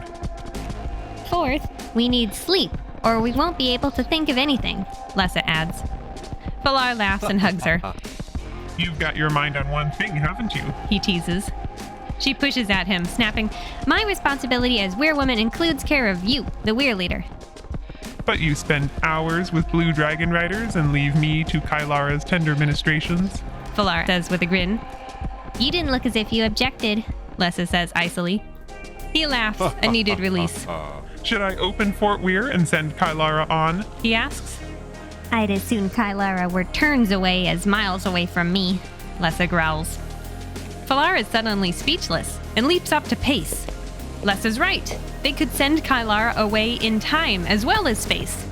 The two of them discuss the matter in a jumbled confusion of ideas, wondering if the southern continent might actually be livable after 400 turns without thread. The spores eat what they can, then blow away, so the land will be free of them by now. Kylara and others could be sent to the past to let some young dragons grow up in order to help in the present. Necessity, or is it jealousy, hatches many a tough shell. Falar says, giving Lessa a wicked grin. She sticks her nose in the air. The good of the Weyr, she retorts. They decide Lessa and Fëanor will take a trip south tomorrow to have a look, while Falar deals with the holds and craft halls. It will give Rameth something to do as well, so she's not stuck at home while everyone flies away to fight thread. Just as Falar and Lessa are about to retire to the bedchamber, they hear steps in the passageway. Falar is angry to be disturbed this late until he sees his half-brother stumbling in. The brown rider looks wrong. He is not injured, though he sustained a bad thread scoring earlier today, and is oddly tanned. Falar, it's not working out. He gasps. You can't be alive 2 times at once. He staggers against the wall. I don't know how much longer we can last like this. We're all affected. Some days not as badly as others. Your dragons are all right. It doesn't bother them. But they're riders. All the Weyr folk. We're shadows. Half alive, like dragonless men. Part of us gone forever. Except Kylara. All she wants to do is go back and watch herself. The woman's egomania will destroy us all, I'm afraid. He sways and almost falls. I can't stay. I'm here already. Too close. Makes it twice as bad. But I had to warn you. I promise, Falar, we'll stay as long as we can, but it won't be much longer. So it won't be long enough, but we tried. We tried. Then he hurries off, half crouched. Falar and Lessa are left in stunned silence. But he hasn't even gone yet, Lessa gasps. Part 4. The Cold Between. Chapter 19. The situation has to be thought through carefully. If Fëanor has come back from the past to warn them, then they have no choice but to send him anyway to avoid a paradox. Even if it doesn't do much good, they have to push forward. On top of that, they now know that going into the past is very hard on humans. Philar and Lessa were shaken by their own experiences, not just because they saw their younger selves, but because existing in two places is taxing. Nevertheless, even one good clutch from Kylara's golden Pridith would help, as would 40 grown-up Weirlings. Lessa must go with Fëanor to the southern continent tomorrow as planned, without letting him know any of this, as if it is still just an experiment. While they still have until morning, Philar and Lessa continue on to the bedroom. Chapter 20. Weaver, miner, harper, smith, tanner, farmer, herdsman, lord. Gather, wingsped, listen well to the Weirman's urgent word. Fëanor is eager enough to go on the expedition to the southern continent, as well as go back in time 10 turns, though he dreads to watch the young bronze riders Natan and Tabor figure out their relationships with Kylara. He's certainly not dealing with her himself. It is well known that Kylara failed to take Fëanor to bed when she first arrived at Bendon Weyr, and has been trying ever since. I hope 2 bronzes are enough. Philar comments. Pridith may have a mind of her own, come mating time. You can't turn a brown into a bronze. Fëanor exclaims, and quickly leaves to escape his half-brother's teasing. Lessa has to stifle her laughter to get up and going on the trip. Philar chooses not to mention this venture to the Lord Holders and craftsmen gathering in the council room. The last to arrive are Marin of Nabol, who is as hostile as ever, and Lytol of Ruatha, whose cheek twitches from the agony of being near dragon men again. Lytol chooses to sit with Master Weaver Zerg, whom he once answered to before his current station. I appreciate you coming, good lords and craftmasters. Philar says. The threads spin once again. He gives a brief report, reassuring Lord Vincent of Nerat that ground crews and low-flying dragons are surveying the rainforests at this very moment. He goes on to explain that patrol flights will be scheduled ahead of each threadfall predicted on the timetables, this time over Telgar of Crom, then over to Ruatha and Nabol. Though Marin wants to protest the likelihood of this predictability, Philar assures him that the records and the teaching ballads have led him to these conclusions. He explains that the threads started falling on schedule, but before anyone realized it, due to the cold spring weather. The lords from areas suffering dust storms are horrified, while Larad of Telgar shows interest in the charts. Philar promises copies for everyone, which will be provided with the help of Master Harper Robinton. The tall man is pleased to be of need after so many years of being stifled by Lord Holders. The Harper Halls are dedicated to not only song and instrument, but also the teaching ballads. They move on to the problem with the Weir's numbers. The timetables are necessary for a single Weir to do the work of 6. So, the holds and craft halls must keep clear of greenery, and ground crews must be sent out to double-check the dragon's work. The idea that there might not be enough dragons frightens some of the holders, who wish to lash out at Philar, but Master Harper Robinton speaks up. You have yourselves to blame, he says firmly. Admit it, one and all. You've paid less honor to the Weir than you would your watchware's kettle, and that not much. But now the thieves are on the heights, and you are screaming because the poor reptile is nigh to death from neglect. Beat him, will you? When you exiled him to his kennel because he tried to warn you, tried to get you to prepare against the invaders? It's on your conscience, not the Weir leaders or the dragonriders, who have honestly done their duty these hundreds of turns in keeping dragonkind alive. Against your protests, how many of you have been generous in thought and favor towards dragonkind? Ever since I became master of my craft, how often have my harpers told me of being beaten for singing the old songs as is their duty? You earn only the right, good lords and craftsmen, to squirm inside your stony holds and writhe as your crops die a-borning. No crops will fall, it's a harper's winter tale. These dragon men leech us of our air and harvest. And now the truth is as bitter as a brave man's fears and as difficult as mockweed to swallow. For all the honor you've done them, the dragon men should leave you to be spun on the thread's distaff. The lords of Bitra, Lemos, and Bendon protest, stating that they have always been loyal to Bendon Weyr, as in ancient times. Aye, and you have. Robinton admits slowly. Of all the great holds, you 3 have been loyal. But you others. As spokesman of my craft, I know, to the last full stop in the score, your opinion of dragonkind. I heard the first whisper of your attempt to ride out against the Weyr. Where would you be today, good Lord Vincent of Nerot, if the Weyr had not sent you packing back, hoping your ladies would be returned to you? All of you actually rode against the Weyr because there were no more threads. And now, at this critical moment, you have the incredible presumption to protest against any measures the Weyr suggests. Attend what the Weyr leader says and spare him your petty carpings. Robinton returns the floor to Falar, who clears his throat and continues on his list of what must be done. He calls on Master Smith Fanderel to ask about finding a way to burn out thread burrows, and the giant man promises to think on it. They do have an acid called agenithry that might be used on the burrows without ruining the surrounding soil. The Master Farmer also suggests that the sandworms of the Eigen Plains might be capable of eating threads. The Master Miner is happy to be busy digging up firestone. The Master Weaver remembers seeing a tapestry at Ruatha Hall that depicted some sort of handheld tool that spit fire, and Master Smith Fanderel is intrigued by the idea of a proper flamethrower. The problem is that no one is quite sure what happened to that ancient tapestry after Fax took over 6 holds, and Falar suggests to the new holders that the tapestry should miraculously turn up if they know what's good for them. As Falar leaves the meeting, he finds a very tan Fëanor hanging around in the living room. It is evident that this visitor has been away for a while, but not so long as the one who came stumbling in last night. Success! Fëanor says jovially. Though how you knew to send just 32 candidates, I'll never understand. He explains that Pridith laid 32 eggs, no golden queens, but 14 bronzes. Kailara is stirring up trouble and gives their Weyr leader Tabor a hard time, but they're getting by. Tropical food is plentiful down there. If they weren't living in secret, they'd send a bunch up north. Fëanor leaves, and Falar is then joined by Master Harper Robinton, who stayed behind after the meeting. He is a clever, good-hearted man who is pleased to speak out against the lords as well as to partake in Bendon wine. While they sit, Robinton admits he wants to speak to Falar about a strange ballad that has always unsettled him. Now seems the time to re-examine it. He fetches old Sagan's guitar from where it was hung in the council room and plucks an unpleasant tune. Perhaps its unsettling nature was on purpose, to make it unforgettable?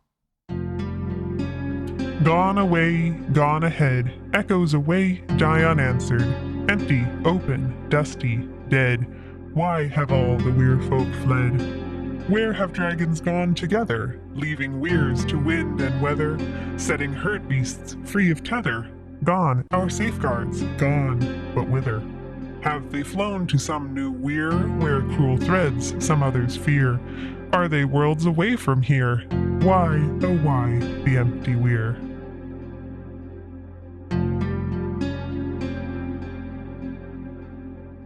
The ballad, known as the Question Song, is at least 400 turns old when the 5 Weyrs were abandoned, soon after the Red Star moved away from Pern and threads stopped falling. No explanation was ever recorded. Neither Robinton nor Falar has ever found an answer in the records. Bendon Weyr had to set up a planetary patrol, and that was all they could do. It seems unlikely the Weyrs suicided between to escape boredom or create less strain. So where did they go? Robinton drinks some more wine, telling Falar how hard he laughed when an army of holders were turned away by the dragon wings. However, Robinton has gathered much information from in between the lines, and can tell Falar has left out how desperate the current situation truly is. Even Fanderel's flamethrowers and Eigen's sandworms would not tip the scales in their favor. The Red Star will get closer, and the time between threadfalls will get shorter. Though Falar trusts Robinton to know about the Southern Continent experiment and the jump back in time, it doesn't really help them. It's a dangerous venture.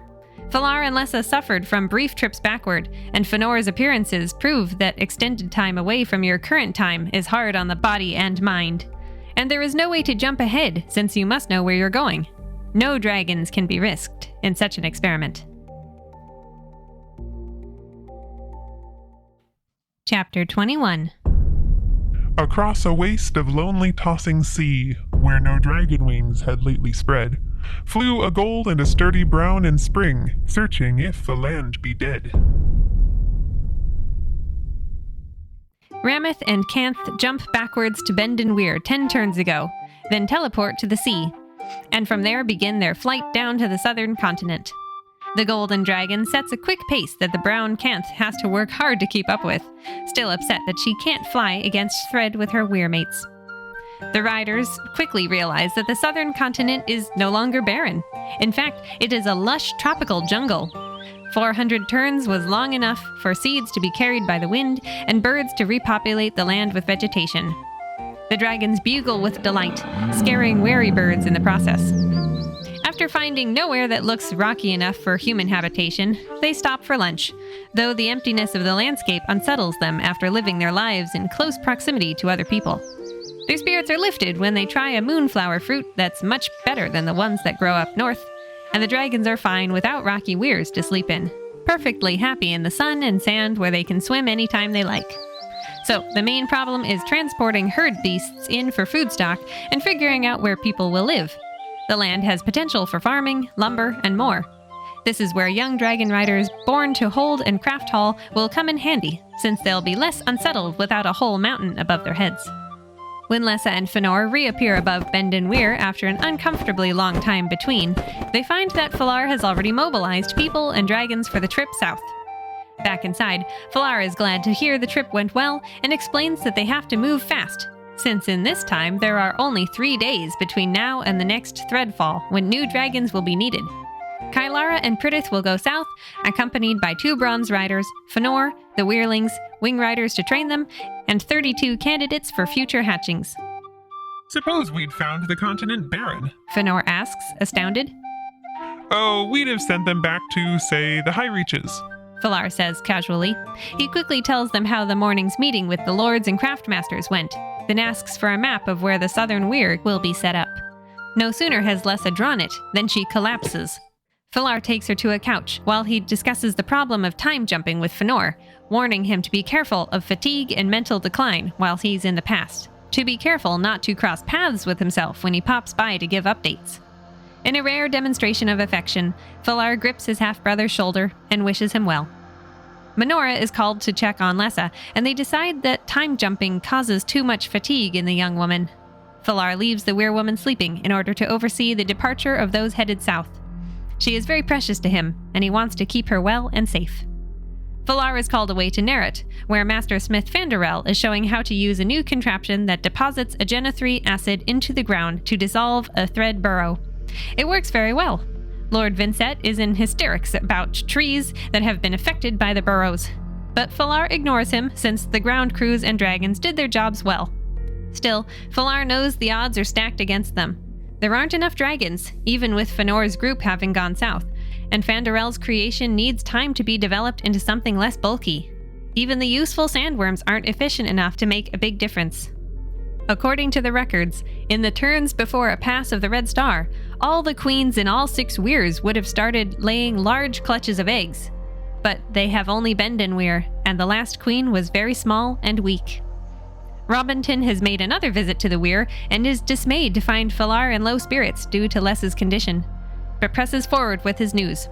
The Harper has found a reference to the Master Harper of 400 turns ago getting summoned to Fort Weyr right before the Great Abandonment, but nothing further was recorded. Some weeks later, the Master Harper wrote the question song that was added to the compulsory teaching ballads. It seems the breadcrumbs were left with the Master Harper to leave for the descendants. Lessa joins them, feeling like herself again, waving away help. They update her on what they've been talking about, and her eyes go wide. Gone away, gone ahead, she cries. That's it! All 5 Weyrs went ahead! But to when? Fëlar and Robinton are flabbergasted by the idea, especially since there haven't been any visits like what they got with Fëanor while he was in the south. Lessa suggests that someone will have to go back in time and get them, and give them reference points to come ahead. Knowing what she's thinking, Fëlar angrily tries to put the idea out of her head. How can you consider going back to a when you can't remotely remember? He demands. To a when 400 turns ago. Going back 10 turns left you fainting and half ill. Wouldn't it be worth it? Lessa protests. Isn't Pern worth it? Fëlar grabs her shoulders. Not even Pern is worth losing you, or Rameth, he says. Lessa, don't you dare disobey me on this. The mood is lightened by Rameth stating that she is not afraid to try. though Falar snaps that she is just young. Nementh replies that he is neither young nor afraid to try. It is simply a longer step. The conversation is put on hold when Lytol arrives at the Weyr bringing news. Brown Rider Barant helps him carry in a rolled rug, which they lay out. It is a tapestry belonging to the Ruatha family that is many hundreds of turns old. It depicts a beautifully woven scene that includes Ruatha Hold in the background, dragons in the sky, and flamethrowers being wielded. The techniques used have been lost to time. Even the blue of the sky suggests autumn. Lessa is amazed to see it, since it has been missing since her childhood when Fax invaded. Master Smith Fanderel is fetched, and the gears in his brain start turning after examining the tapestry. When it gets late, Lessa encourages everyone to retire to bed. I distrust the Weyr woman when she uses that particular docile tone of voice. Falar grumbles. Rameth is young, but not that foolish. Everyone leaves, and Falar is left to his thoughts.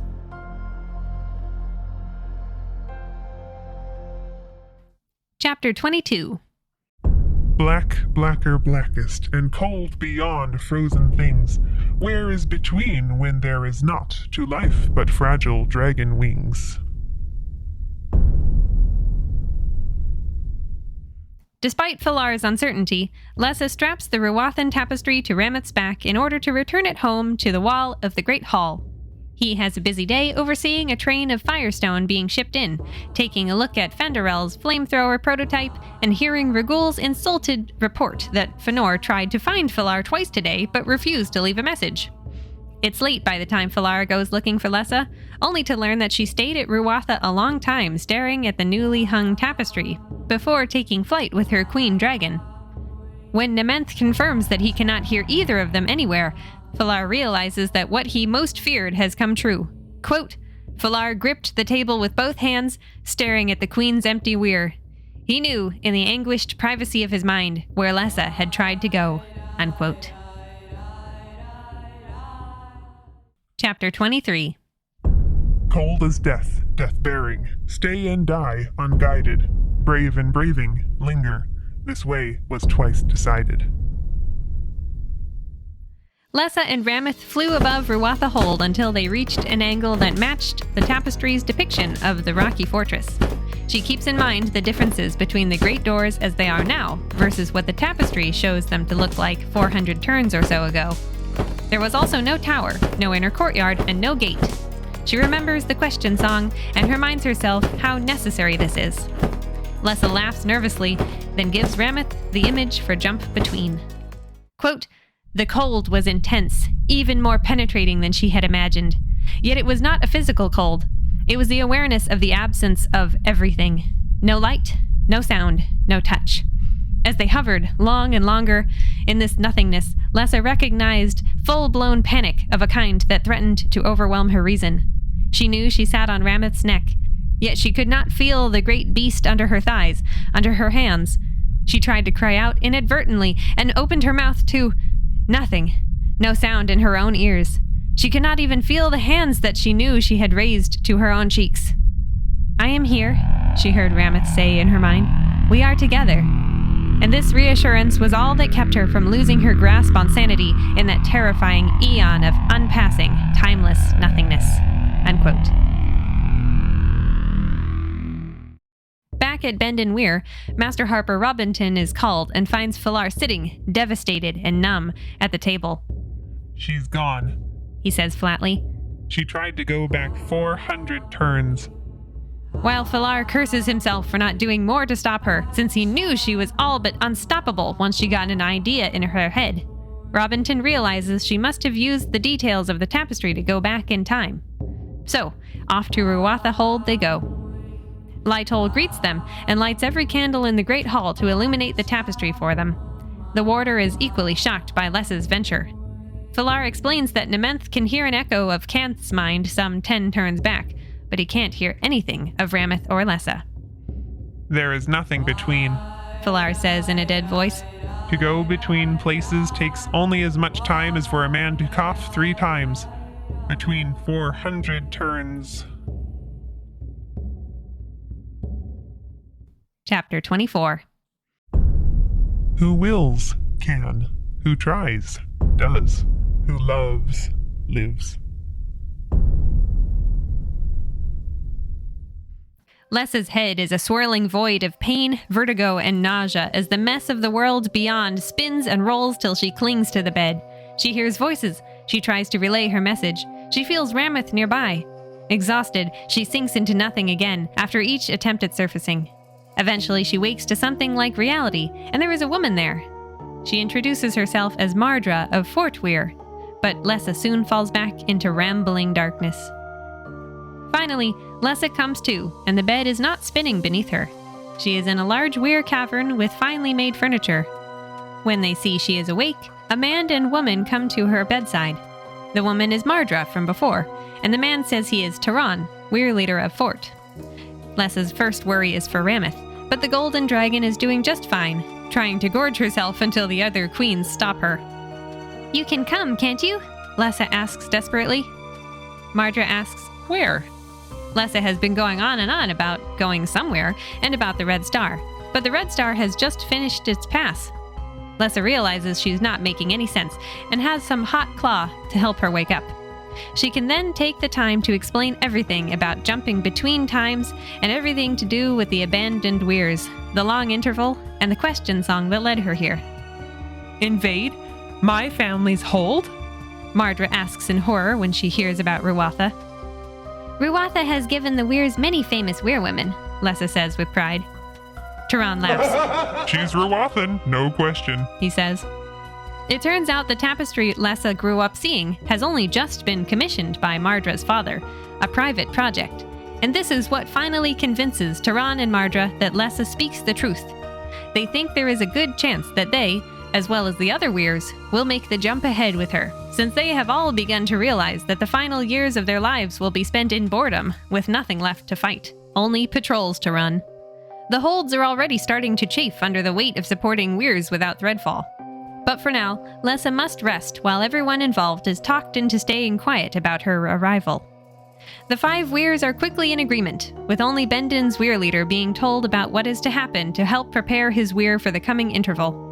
Plans are set in motion to fully abandon the Weyrs, as well as to invite the Master Harper for a visit to make sure the breadcrumbs are laid for Lessa to find later. Next, they have to figure out how to jump ahead without nearly losing their sanity, as Lessa did. Some people are terrified, since they have no proof from Lessa's time that they made it ahead. But Taran forges forward.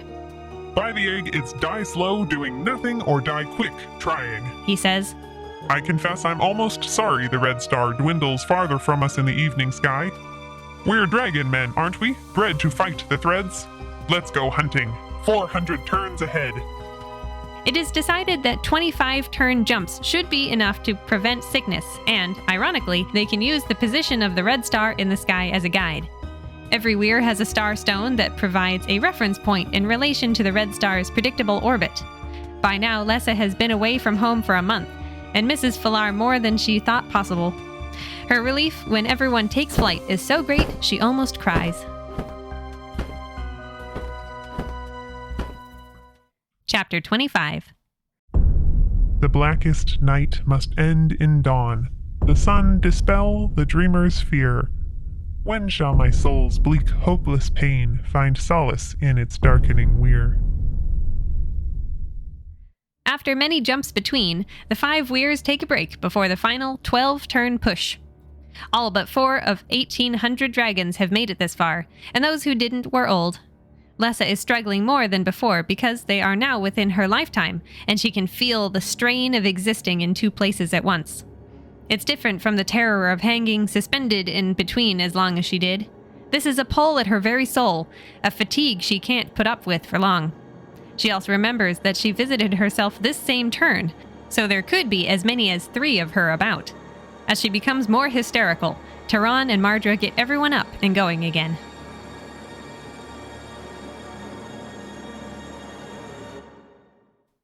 Chapter 26. A fleck of red in a cold night sky, a drop of blood to guide them by.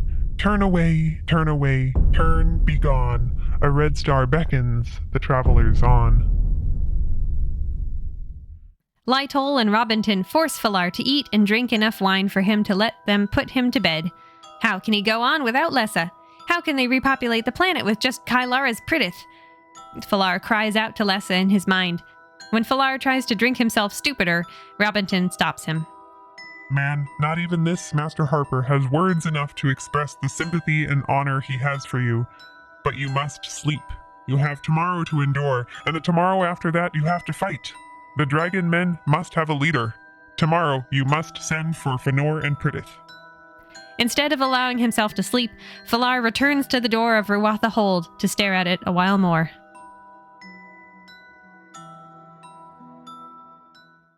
Chapter 27. O tongue, give sound to joy and sing of hope and promise on dragon wing. Lessa and Rameth blink into existence above Ruatha Weyr, and they hurry to land so Lessa can meet those coming out into the courtyard. She's surprised to see Lytol greeting her with the only smile she's ever seen from him. You misjudged the last jump by 2 days, Lessa, he says. While Lessa is disoriented from all her time travel, Tyron and Mardra understand enough to get everyone airborne again.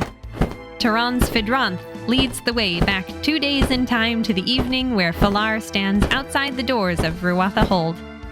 Rameth deposits Lessa on the ground, then leaps back into the air to join her mate Nementh on the heights. Lessa is nearly out of her mind and can't do anything as Falar races towards her, grabs her, and crushes her in his embrace. Lessa, he mumbles in her ear. When his grief and joy have worked themselves out, he is able to look up and properly make acquaintance with Tyron and Mardra. There are dragons everywhere.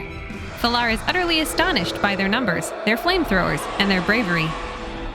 We are dragon men, Tyron says.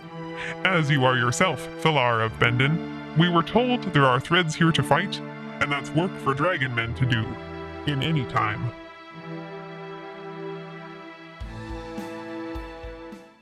Chapter 28. Drummer, beat, and piper blow, harper, strike, and soldier, go, free the flame and sear the grasses, till the dawning red star passes. Bendon Weyr is full of news. The 5 abandoned Weyrs are being re-inhabited by their past residents, and Fëanor has just come back from the southern continent with 72 fighting dragons. All are exhausted, but happy to be there. Master Smith Fanderel took the flamethrowers brought ahead and is in the process of recreating them. Master Harper Robinton is delighted by the ancestral visitors. Falar and Lessa encounter Regul, the previous Weyr leader, in his typical sour mood. They can't help but rub it in his face a little that he once said the 5 empty Weyrs were a sure sign that no more thread would fall, when in fact the opposite was true. As Falar and Tyron discuss the fight ahead, Tyron commends the Bendon Weyr leader for his ingenious timetables, and for doing so well against Thread so far, despite having so little to fight with. In the past, Tyron and the others simply developed a sense for when Thread would fall, and having a clear strategy would be good. There's also talk of continuing with the new Southern Weyr, which Fëanor and others spent only 4 turns in. The herd beasts will have multiplied by now to support many more dragons. After tomorrow, when all the Weyrs show up at Telgar, we can request what supplies we need to stock the empty Weyrs. Tyron says eagerly. Like old times, squeezing extra tithes from the holders. Like old times. However, he does admit that it's unsettling coming back to Weyr's long, empty, and dusty. The women of the lower taverns were a bit upset. He says. We cleaned up those kitchens. Fëanor says indignantly. According to Mardra, no man can clean anything. Tyron replies. The best revelation of all is that Mardra leads a queen's wing that flies under the rest with flamethrowers, one last line of defense before the ground crews take over.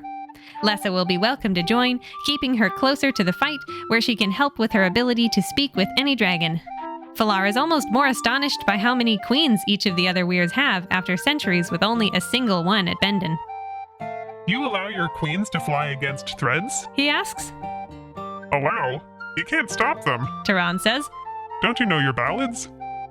It is true that one of the most important ones is The Ballad of Moretta's Ride, about a queen rider, and Falar realizes he's been played at his own game. When he goes to tell Lessa the news, with the additional nugget that Kylara will be sent back south, she responds with a dragon-like kiss. Chapter 29. From the Weyr and from the bowl, bronze and brown and blue and green, rise the dragon men of Pern, aloft on wing, seen, then unseen. In the early hours of the morning, Philar arranges the wings above Bendon Weyr while the rest of the Weyr folk watch from the bowl. Lessa has already gone ahead to Fort Weyr to join the Queen's Wing. If she can jump 400 turns backwards, he's sure she can handle herself today. When he's sure everyone has fire sacks and looks healthy, Philar makes the call to jump between to Telger. The dragons fan out in formation, and the shining wing of golden dragons joins them. The dragons hum appreciation. Then the fight is on. The brass thunder of the war cry goes up, and they rise to meet their ancient enemy with bouts of flame. Riders feed firestone to their dragons, and the air is full of thrashing wings and falling silver threads. Philar shakes his fist at the red star in the sky. One day, He promises, we will not sit tamely here, awaiting your fall. We will fall on you, where you spin, and sear you on your own ground. quote, as the bronze dragon charged, flaming, Philar tightened his knees on the massive neck. Mother of us all, he was glad that now, of all times conceivable, he, Philar, rider of Bronze Nementh, was a dragon man of Pern. Unquote.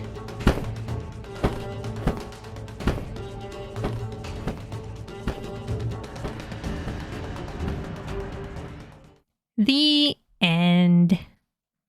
It's time for our favorite game. Did the cover artist read the book? This question is complicated by the fact that there are so many alternate book covers for Dragonflight. But I would say a fair number of the artists did their due diligence before painting. They at least knew that the main character was a woman with a golden dragon, and several capture the moment when Lessa rides Rameth over the heads of attacking holders in a show of power and beauty, herself dressed in flowing white. There are several variations with a lot more detail, like Todd Lockwood's or others whose artist names I couldn't find without purchasing them. I really like the ones that show mountain peaks and a lot of detail on the dragons, whatever the artist's interpretation of the dragon's appearance may be. Some are very slim and delicate, some are classic European, others are a bit more like big lizards or dinosaurs, and others are a bit griffin-like. If I had the shelf space and money, I would seriously consider collecting every version of every Dragonriders book, but it would be impossible right now. If I only planned to collect copies of Dragonflight and Dragon Song, I would end up with at least 30 volumes. Anyway, let's focus on the Michael Weylan copies I primarily read from. His painting for Dragonflight shows the pivotal moment when Lessa and Rameth lead people of the old Weyrs ahead in time to help battle Threadfall. Weylan lovingly illustrated her dark wild hair, Rameth's incredible size, and the rocky peaks of the mountains. She's even dressed in leather riding gear. Rereading the book, I noticed that at one point there is a reference to the greeny sky that I haven't seen anywhere else, and I wonder if the skies of Pern are a little different in color from those of Earth. This could be the reason why Weylan's cover is such a bright green color. Believe it or not, I was actually planning to summarize all 3 books in the Dragonflight trilogy, but I lost steam halfway through Dragonquest. I kept reading on my own to refresh my memory, though. The first volume has the most straightforward story, the most clear goal and trajectory for the characters to follow. From Dragonquest onward, there are so many more characters, politics, and conflicts. I will discuss aspects of all 3 books, but in less detail, especially plot holes I noticed that may be the result of McCaffrey writing the stories over a period of time and changing her mind on certain points, not unlike John White's Sector General books. Weylan's cover for Dragonquest is purple and blue. It features dragons flying and breathing fire to sear falling thread bunches, and wraps around the book where the red star is visible beyond some mountains. I always assumed that the dragon on the cover was Nementh with Philar on his neck, but looking at it now, I'm less sure. The lighting is very different from the first book, thus the dusk-like colors, and I can't tell if the main dragon is brown or bronze because it's not really shiny. Rameth on the cover of Dragonflight is clearly gleaming in the light. So is this dragon bronze Nementh or brown Canth? Based on the proportions of human to dragon, I'm leaning towards thinking it's Fëanor on Canth. This would match Weylan's cover with the old Gino de Aquil covers, since those also feature Lessa and Fëanor. I can be sure of that because in Book 2, Fëanor is injured during an incident that sparks a lot of political unrest and goes to the southern continent to recuperate, where he discovers fire lizards, the tiny ancestors of dragons. That fateful moment is depicted on the de Aquil cover. The short version is this.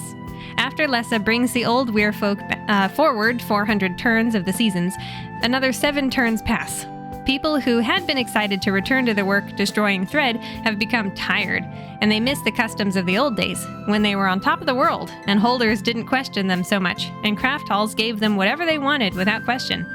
Falar tried to take a step back so experienced leaders like Tehran of Fort Weyr could lead the way, but it's become clear that modern dragons are bigger, faster, and smarter, and they innovate what the old-timers have taught them. Thread also starts to fall at unpredictable times, a variation probably related to the long interval. At the same time, Fëanor discovers that fire lizards can become pets. So now everyone wants one, and the smiths have begun tinkering with long-distance riders, sort of like Morse code, and telescopes that let them see the red star up close. Falar finds grubs on the southern continent that eat thread, and wants to spread them everywhere. But he must also struggle to regain control, lest the old-timers tear everyone apart. His half-brother Fëanor falls in love with a queen rider, and decides to let his brown dragon Canth try to mate with her. But due to the irresponsible behavior of another queen rider, 2 queens die. In the wake of this sad incident, Fëanor takes it upon himself to visit the Red Star, with the help of a telescope, only for both him and his dragon Canth to be whipped around in a burning hot wind, broken and battered, conscious barely long enough to make the jump back to Pern. The third book, The White Dragon, has my favorite WHELAN cover. In Dragonquest, an amazing thing happened. Young Lord Jacksum of Ruatha Hold, the boy who took Lessa's place as leader of Ruatha, accidentally impressed a very small, very unusual dragon named Ruth, who has pure white skin. Though Jacksum feels torn between his duties as a future Lord Holder and his desire to fight Thread with his tiny dragon companion, he is quick to act when Rameth's golden egg is stolen by the old-timers. Ruth is talented at time jumping, and together they rescue the kidnapped egg and perform other surprising feats. There is also a brief cameo from Kivan, the main character in The Smallest Dragon Boy.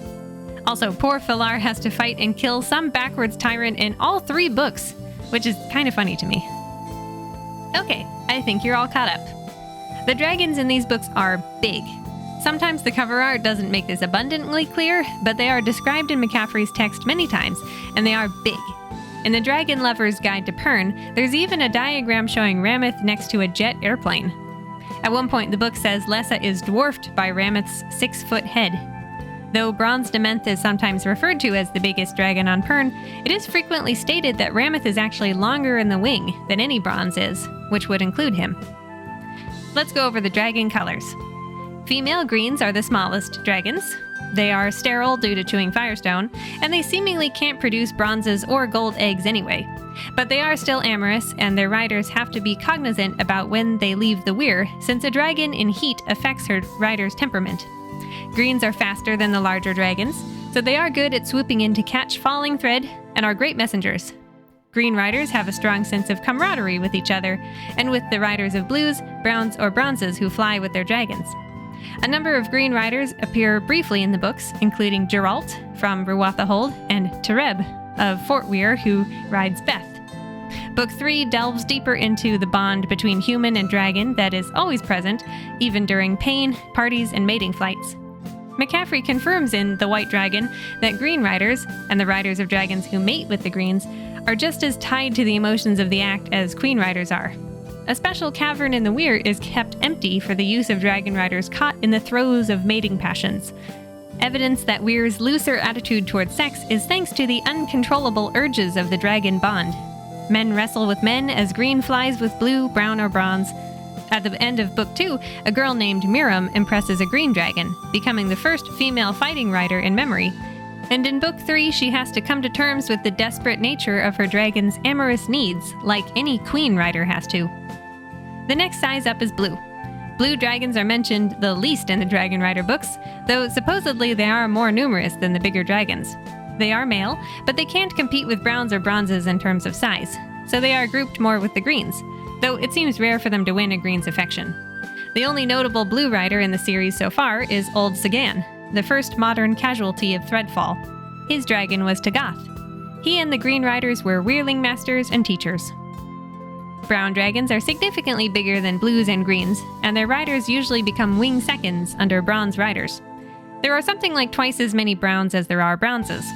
We don't get to know many of them, but Fëanor is a major character in all the books and rides Canth, who is unusually large and the size of most bronzes. After spending so much time with bronze Nemeth and gold Rameth, it's nice to see the bond between a rider and his less prestigious dragon. Although a dragon's size and color determines a rider's place within the wing, it is frequently mentioned that the bond between any man and beast is powerful enough that they would never leave each other or fault the other for being anything but what they are. The bronze dragons are the rarest fighting dragons and grow to be the biggest. Having a lot of bronzes is considered a sign of a weir's good health, and it's a good omen if the first egg to hatch in a clutch is a bronze. Their riders become teachers and wing leaders who direct dragon riders in flying formations. Bronze riders are eligible to become Weyr leader if their dragon flies the senior queen, as bronzes are the only ones big and fast enough to do so. Bronze and gold dragons like to pair off, so it is unusual for the Weyr leader to change once a mating pair has been made, though that doesn't mean the Weyr leader and Weyr woman are required to remain together as a monogamous couple in day-to-day life. The moral support of others in the Weyr can also boost a dragon's chance of succeeding. Bigger dragons are more intelligent, so they need strong-willed riders to manage them. Everyone tries to guess which eggs will hatch bronzes, and candidates will favor the eggs they think will produce that color, but no one can be sure. In the story, The Smallest Dragon Boy, there are 2 eggs that the main character pays attention to, but he never sees whether it was the splotchy one everyone liked or the greenish one everyone ignored that produced Heth. This adds mystery surrounding impression, for no one can really be sure what the dragons are looking for, only that the bond is always true. Golden queen dragons are the most scarce of all. In a single good clutch of 30+ eggs, you can hope for a handful of bronzes and possibly 1 shiny gold egg. This is the only type of dragon whose color is known before they hatch, and the queen mother rolls it to the side to sit above the rest where she can keep an eye on it.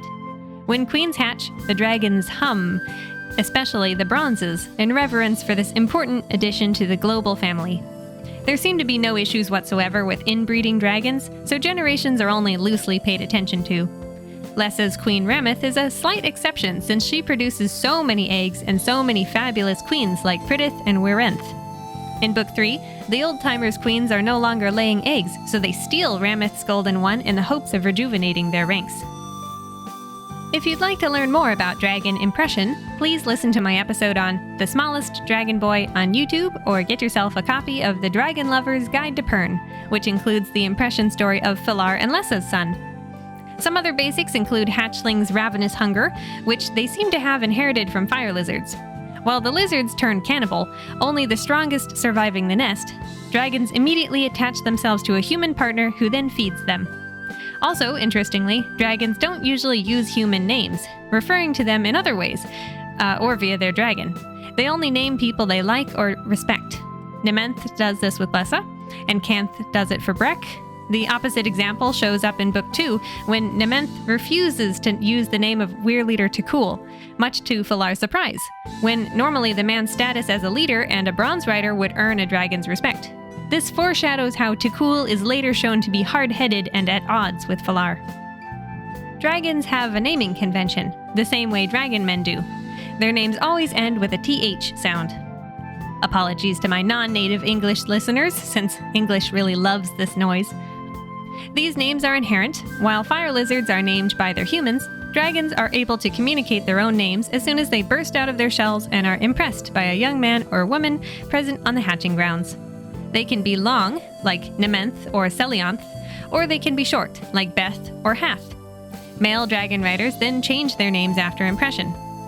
For example, Lessa and Fëlar's son, Felasan, becomes Felesin after being chosen by Bronze Galanth. Another boy named Geralt becomes Geralt. This naming convention is easier to understand written out. An apostrophe is placed after the first letter, replacing the second letter. And in some cases, the back end of the name is shortened, too. So Geralt, spelled Jeralte, was shortened to Geralt, J'Ralt. As for women's names, which don't change, I can't help but notice that almost all female characters of note have a double letter.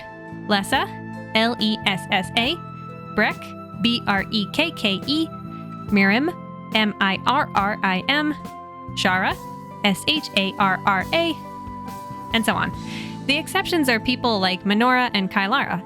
This is a trend probably born of McCaffrey's desire for cultural atmosphere rather than signifying anything in particular, but I thought it was interesting.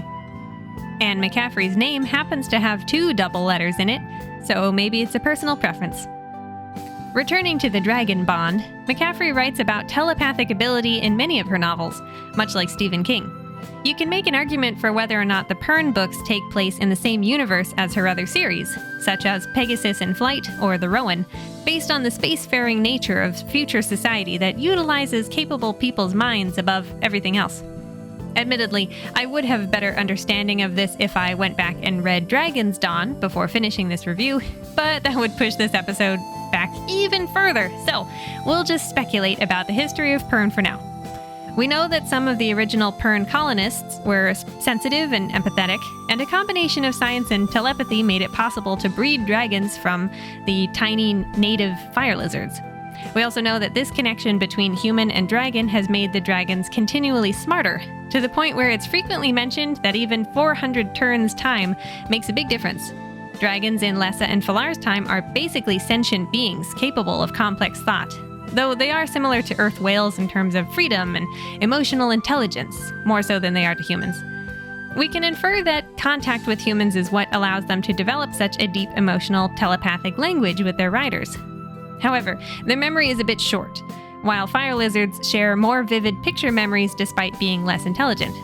For this reason, dragons are able to shake off the discomfort of thread score burns quickly and return to battle, though it also means they are quick to suicide when their rider dies, since they live in the here and now. I will also mention that future Dragonriders books are about the very smart dolphins that inhabit Pern oceans. The main reason I bring up the possibility of Dragonflight taking place in a broader McCaffrey-verse is that Lessa shows an incredible telepathic ability. Though it's never explicitly explained, we readers know that she can not only speak with every dragon and watch Weyr on Pern, but she can also push or influence other people when she wants to. She can get a sense of whether or not they'll respond to her machinations in their mind, and help them let slip things they might not otherwise say. She does this to Falar when they first meet, helping start the fight with facts. And I believe she does it again in Book 2 when she helps put the idea in Fëanor's mind to visit the Red Star in Falar's place. She is a caring, loyal person, but she is also sneaky and self-serving when her emotions get the best of her. As one of the few women of power on the planet, she kind of has to be. I'll come back to the topic of women in a minute. There are also hints that the reach of the dragon bond is expanding. For example, Falar's bronze Nementh is a particularly intelligent and talented dragon, able to project into the minds of certain people he chooses. Both Master Harper Robinton and Lord Jackson experience moments of mind link with him, despite not having Lessa and Breck's ability to speak with all of dragonkind. It doesn't seem like they are able to do this with just any dragon, only particularly intelligent ones. While there are those who are very sensitive without being able to talk with just any dragon, like Natan, who can sometimes touch minds with Brown Canth, it seems like Nementh's mind is unusually far-reaching. Natan's bronze Lyeth is too, as Master Harper Robinton experiences. There are several points in Book 2 when Robinton or Jackson are surprised by a sudden mental link they don't know what to make of. Unfortunately, I haven't read enough of the other books to know where this plot point goes. I can only speculate that it's related to the increasing intelligence of dragonkind. Dragonflight and its sequels are set in a medieval world that, on the one hand, had to start from scratch, and on the other, maintains nuggets of knowledge from their forgotten astronaut ancestors. For example, there are duels and hierarchies and rigid social norms, while at the same time there is little to no religion, and everyone is aware that the planet revolves around the sun, despite the absence of telescopes until Book 2. This mix of modern and old-fashioned is compounded by the different cultural groups on the planet. There are the rocky holds, where most normal people live and work under the supervision of a single Lord Holder. There are the autonomous craft halls located near holds, where skills are passed down between generations. And there are the Weirs, the mountainous homes of dragonriders and dragons. Each one has different ideas about the relationships between men and women, the jobs of each, and so on. In holds, the women live very traditional lives as wives, concubines, and servants. And it's not unusual for women to bear the children of dragon men to add a little diversity. In the craft halls, on the other hand, they have a bit more freedom with job opportunities, though they are usually expected to maintain celibacy until marriage. A practice that is implied to have come from limited space in days past, when thread prevented the expansion of human habitations. And the Weyrs are the most unusual of all, since women live the easiest lives, with the most to do, and are welcome to partake in the pleasure of relationships to their heart's content. In fact, it's almost encouraged, since there is more room, and children raised within the Weyrs often make good Dragonrider candidates, though even this notion is challenged as the series goes on. Fëlar and Fënor are half-brothers, the sons of a previous Weyr leader named Fëlan, and we meet Fënor's mother Menora many times due to her important role within the lower caverns. Menora is respected despite the fact that she is unmarried with a grown son, and she continues to run things and be a foster mother. Many women wish to be discovered on search so they can stay in the lower caverns of the Weyr, even if they don't impress a queen hatchling, because they desire such freedom. Kylara is a notable example, who is aware she would have been married off by her older father had she not been chosen. Other characters wonder if she would have faced a life of punishment in the holds due to her promiscuous nature. A big social difference on Pern is parenting. No matter where someone is born, parenting on the planet looks a bit different from what we Earthlings typically imagine. In both Weyrs and holds, there are usually foster mothers who care for children more than their actual mothers do. That's not to say parents don't care. They simply leave the raising of young children to people who specialize in it, rather than take much time away from their professions. Even Lessa, who would like to have more children, has no problem with a foster mother caring for her existing son. At the same time, foster mothers can wear many different hats. Fënor's partner Breck is a queen rider and a foster mother, while running things at Southern Weyr. His mother Menora does similar work at Bendon. In the case of Dragonriders, a Weyrling master takes over from the foster mother when the boys impress a dragon and then teaches them how to care for the beasts. While often simplified, I appreciate that the Dragonriders of Pern books don't stray away from politics. As I just outlined, there are 3 autonomous systems of government on the planet that all have to work together to prevent mutual destruction. 1. The holds where most people live in the sides of mountains and hills under the care of lords who are often from noble bloodlines, but must be confirmed by a council of lords. 2. The craft halls where artisans and other skilled people live and work, passing down necessary skills like weaving and mining to the next generation, each craft overseen by an elected master crafter. And 3. The Weyrs, where humans and dragons live together in hollowed-out volcanic mountains topped with starstones, led by a Weyr woman who has recognized the senior queen, and the Weyr leader whose bronze dragon flew her. Each Weyr is sustained by tithes sent in by 3 Weyr-bound holds, and other items provided by the craft halls. For example, Bendon Weyr is located in the east of the northern continent, and the closest holds are Bendon, Bitra, and Lemos, so those are the ones that send the biggest tithes. The relationship between all these establishments are discussed in detail throughout the series, for modern leaders can become stuck in their ways the same way dragon folk from 400 turns ago can. I didn't want to spend a lot of time on geography during the summary, so I will quickly explain that Pern has 2 main continents, a north and a south. The northern one is smaller with lots of peninsulas sticking out into the ocean, creating large bays, with Ista Island being the exception. There are several mountain ranges, forests, and desert plains. The largely unexplored southern continent is much bigger and more tropical. Both continents are topped with an ice cap at the pole. Both are exceptionally mountainous from volcanic activity. Fort Hold and Fort Weyr are in the west and were the first established colonies when humans arrived on Pern, followed by Bendon to the east, and so on. The other Weyrs are High Reaches, Eigen, Ista, and Telger. Southern Weyr is the newest and only Weyr on the southern continent. However, in Book 3, it becomes clear that the Earthlings who colonized Pern started in the south, before they were driven north where the Rocky Mountains protected them against threadfall.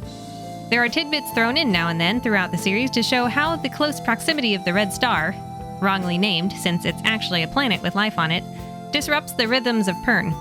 In Dragonflight, Fëlar knows that the tumultuous tides and swamp flooding are a sign that they are close to a pass, that the interval is almost over. We also learn that Pern experiences more volcanic activity when the Red Star is near, which results in the continents having lots of peninsulas and archipelagos formed by lines of volcanoes erupting in a row. Thread isn't the only danger that comes from something bigger than a moon getting too close to Pern.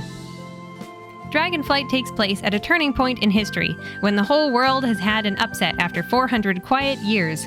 aka turns, without threadfall. Lessa brings forth the old-timers, and everyone must choose whether to regress or move forward, and generally they choose the latter. Even the dragons begin to be more flexible. Lessa flies her golden mammoth after a long period when no weirwoman has done so since they couldn't risk losing the only queen. A young lord impresses a hatchling without being forced to give up his hold. A brown dragon considers mating with a queen for the good of both riders. A woman impresses a fighting green dragon, throwing all sorts of conventions out the window. And so on. Every character's ideas about how the world works are shaken at one point or another, even those like Philar and Lessa with the most flexible minds. I really enjoy Philar and Lessa's relationship. It's messy and ever-changing, and it's not always good. There are moments early on when the mentor-mentee relationship pushes them into unhealthy territory, like when Philar physically shakes Lessa when he thinks she's gone overboard, or when she tries to bait both him and his half-brother into fighting with her. Their first meeting is on the grounds of manipulation, her getting Philar to fight someone to the death, and him laughing at her failure, impressive as her feats were, in order to convince her to become Weirwoman. But in some ways, this first meeting of the minds is what attracts them to each other.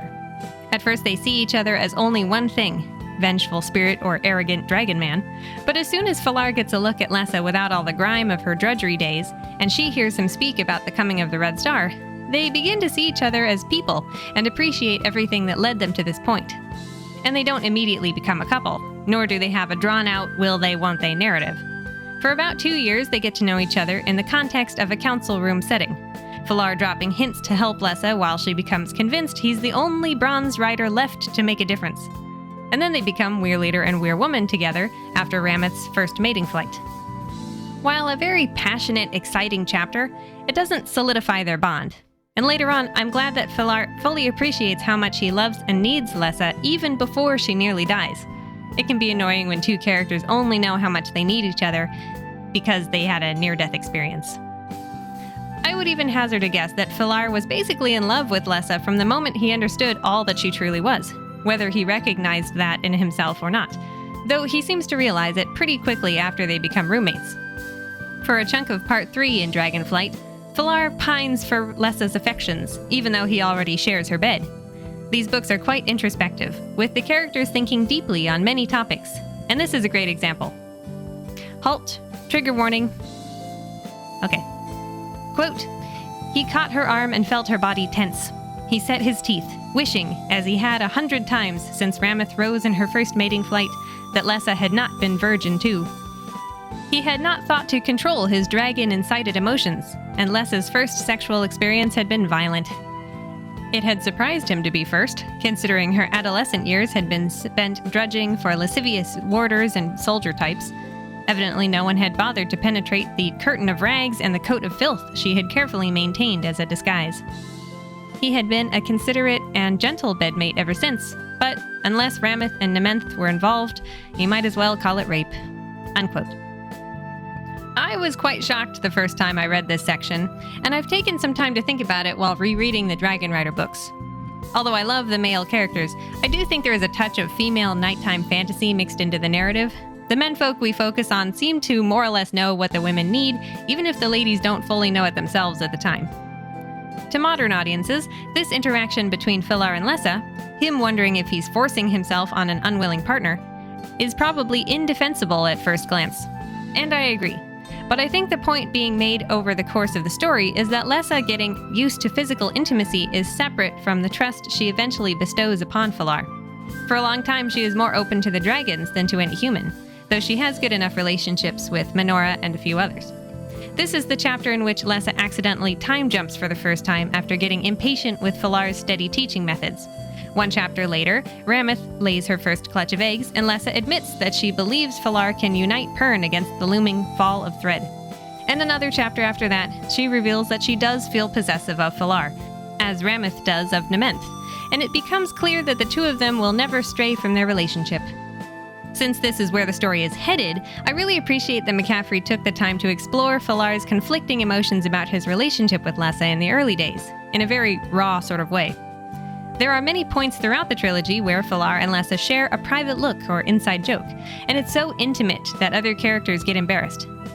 Both Falar and Lessa do things to offend or hurt the other at times, especially in the early days, like when Falar doesn't explain his plans, or Lessa hides her ability to talk to any dragon, but their bond is strong enough that they usually push through these moments with relative ease, seeing the bigger picture. Indeed, I think Falar's far-reaching imagination and Lessa's habit of pushing through restrictions is what makes them great. The bond between these two characters is laid down as the bedrock foundation of the story, the catalyst for the whole series. While not always the center of attention, Falar and Lessa represent the turmoil of Pern when the series starts, and grows into something sturdy, united, sometimes messy, and hopeful about the future. Lessa is a wildfire of telepathic ability and motivation, flighty and passionate, liable to spiral out of control, while Falar is steadfast, patient, and disciplined. She is fiercely loyal, to the point of being dangerous, and he is calculating, almost to a fault. They act as checks and balances to each other, though sometimes their friends have to get involved when they both get too heated up about something. They both think pretty highly of themselves, without being narcissistic. This dynamic is shown in their dragon's behavior as well. Rameth is enormous, domineering, and touchy, while Nementh is steady, encouraging, and a little arrogant to match his mate's ego. I usually discuss feminist points in the books we read on this podcast, so I'll touch on it here again. I actually really appreciate McCaffrey's dedication to the medieval setting of the story, how women are generally not treated the same as men. It sells the setting. They are acknowledged as important parts of society, not only the cooks and cleaners, but also resident healers, though they don't hold lord or master positions. Only Weyr women have any real power due to riding golden queens. At the same time, their treatment differs based on location. Women in the holds seem to act mostly as wives and servants, and polygamy is normal with the lords. Women in the craft halls are a little more involved with the work, but are still expected to limit their sex drives, lest the halls become overcrowded. It's brought up frequently that the Pern of Lessa and Falar's time is much more populated and tilled for farmland than it was 400 turns ago. So some of these traditions come from old-fashioned requirements rather than modern needs. If everyone can be fed and housed, it's not as much of an issue, but the tradition persists, and women can be punished for promiscuity. Inside the Weyrs, on the other hand, it's a very different story. No one bothers with marriage, women are free to sleep where they choose, and children are raised by foster mothers in preparation for one day working in the lower caverns or being presented as hatchling candidates. Weyr-born boys carry a strong sense of dragon man identity that gets them ready for the potential future as a rider, though Falar starts bringing in more craft-bred and holder boys to give the hatchlings a bigger group to choose from. I actually have a theory that back when humans first came to Pern, only a few people could form a telepathic bond with dragons. But since then, dragon men have had enough kids in the Weyrs, holds, and craft halls that everyone has a little bit of the talent. And more do with every generation. I'd have to read Dragon's Dawn to be sure about this, but within the first trilogy, we don't meet anyone incapable of impressing at least a fire lizard. Anyway, even Falar's beliefs are pushed when Lessa comes roaring into his life full of ambition and initiative, and when other events occur that result in women becoming fighting dragon riders. The first 3 Dragon Rider volumes make it clear that the stone of progress is rolling faster these days. What do you think of the social system of Pern? In some ways it's more flexible than other caste systems, but there are still strong distinctions made. I think McCaffrey did an admirable job mixing modern and medieval sentiments when she created this society. On the one hand, characters value bloodlines, especially when it comes to lord holders or master craftsmen. But at the same time, there are traditions that govern whether or not someone can become an official lord. A council of lords must agree that a young man is worthy to step up, and master crafters are elected to their position. On the one hand, we have characters like Falar and Lessa, who are the children of great men and families. And on the other, there are people like Breck and Natan, who don't come from noble lineages. Falar and other characters recognize that moving forward, everyone needs to be more open to each other and less secretive about trade secrets, or they risk losing precious information. Even dragon riders have a specific hierarchy based on what dragon they impress, though each colored dragon is recognized for their merits. Do you think the dragon's social structure will change the same way the humans will over time? As a quick side note, I started reading Dragon Song right as I was finishing up this episode, and it gave me a little more insight into the world of Pern, as it's been for hundreds of years. As I said before, I'd need to read Dragon's Dawn and Moretta and others for a complete historical picture, but I decided this tidbit was worth going back in, recording, and editing into the episode. Dragon Song is about Manali, a character who appears in Dragonquest and other books after Dragonflight, who grew up in a very conservative hold on the coast. They're loyal to Bendin Weyr and Dragonriders, but are mostly concerned with their own well-being. They follow all the old traditions that were originally rules meant to keep humanity alive. Only men work and go out on the boats because women must stay close to the hold where they can be safe and can quickly get inside during threadfall. Women and children are the most valuable asset to society in terms of keeping humanity going. Unfortunately, that means that society came up with rules to keep them inside.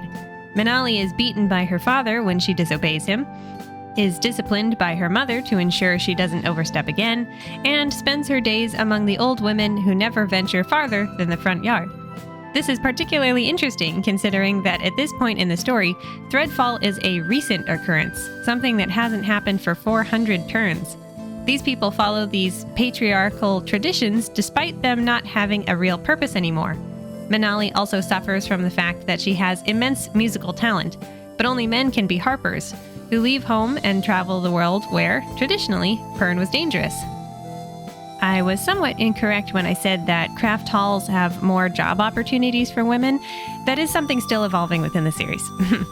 While reading these early chapters of Dragon Song, I realized that Bendin's tradition of keeping the Golden Queen in the Weyr, not flying, is a descendant of these patriarchal traditions meant to keep the race alive. For hundreds of turns, Bendin only had one queen mother at a time, so it makes sense to keep her inside, though they don't realize that this is what is making the queens weaker, unable to have truly grand, passionate mating flights that would result in better clutches. The strength of Lessa's will is shown in Ramith's enormous size, her indomitable spirit rising above the boundaries set upon her and other women. Like Lessa and Ramith, Manali's story seems to be about reminding the world that there are more people than ever before, and 7 weirs of dragons to protect them. So there is no point in keeping the women at home in the kitchen anymore. They don't need to be defined by their ability to have children anymore. They can break free. As for LGBTQ+ characters of color, and disabled characters, I have less to say. Homosexuality is hinted at much in the same way it is in the early volumes of ElfQuest. In that series, a wolf-riding elf named Skywise is known for sleeping around, as well as having an unusually close bond with his male best friend. When asked, he says, "Male wolves mount each other for sport, it's true, but I prefer what maidens have." At other points in the story, the depth of his relationship with his best friend is explored further, but tends to wrap back around to being such a deep bond that they can't quite describe it, saying, "brothers in all but blood." The Dragonrider books I've read touch on same-sex relationships in a similar way. The emotions of mating dragons spill over into the minds of their riders, so sexual encounters between riders are inevitable. But within the first 3 books, there aren't any confirmed male-male couplings that last beyond the mating flight. The only possible couple is Binaj and Tereb, who Fëanor has a bloody encounter with in Book 2. That's not to say that the male coupling is portrayed in a negative light. It's more to show how proddy green riders get when their dragons are in heat. But it's not what I would call solid representation. As for people of color, I think the people of Pern are all of white European descent. The way things like sunburn or unhealthy gray skin are described more or less matches what I'm used to hearing about myself as a white person. That being said, I actually think a movie, miniseries, or TV show based on the Dragonrider books would be great with an all-black cast. It occurred to me while reading about Lessa and her dark, wild hair. Wouldn't it be so cool to mix medieval themes and costumes with afros and dreadlocks?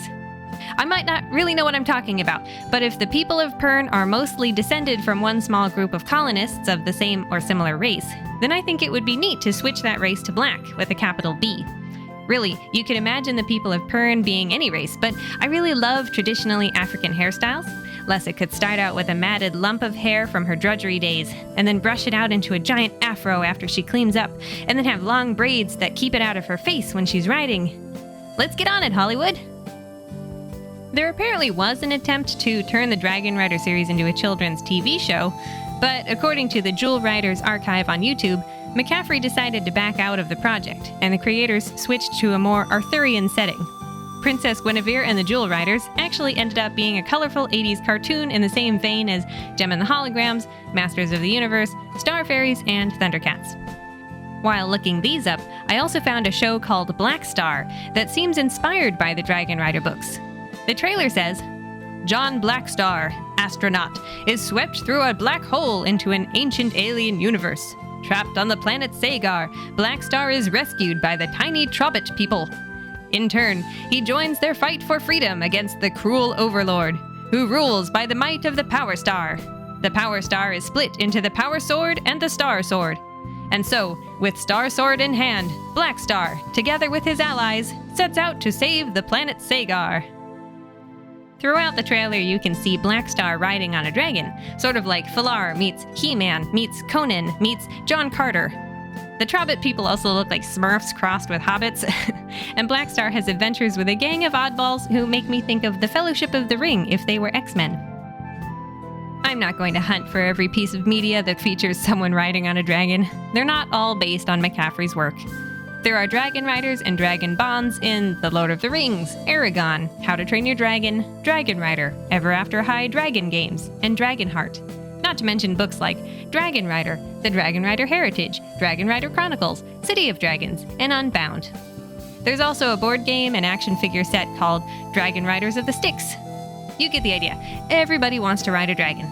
I think there was also a Dragon Riders of Pern board game.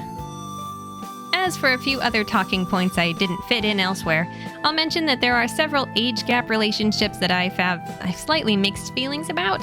Falar and Lessa are at least 8 years apart, though I had a hard time tracking that, and I think Fëanor is more than 10 years older than his partner Breck. Master Harper Robinson also has romantic feelings for Lessa, and almost starts a relationship with his apprentice, despite the fact that he's, at least 50? These gaps aren't really that important since the relationships are otherwise very loving and supportive, and the characters choose not to pursue them if it seems like a selfish decision, but I couldn't help but notice it. Also, the most sexually promiscuous character, Kylara, is unfortunately something of a typical bad girl. For a while it bothered me that the main characters paired off in monogamous relationships, despite that not really being the culture of Weyr life, but honestly I think that type of relationship was probably easier for McCaffrey to write. And I'm sure other types of relationships and characters are explored in later books. As for Kylara, her extreme interest in sex is more a symptom of her selfish nature than anything else. Fëanor actually predicted in Book 1 that her egomania would lead to disaster. She shirks her duties in favor of male attention, trying to capture the heart of every man around her, and getting jealous of other women. And this causes her to pay less attention to her dragon.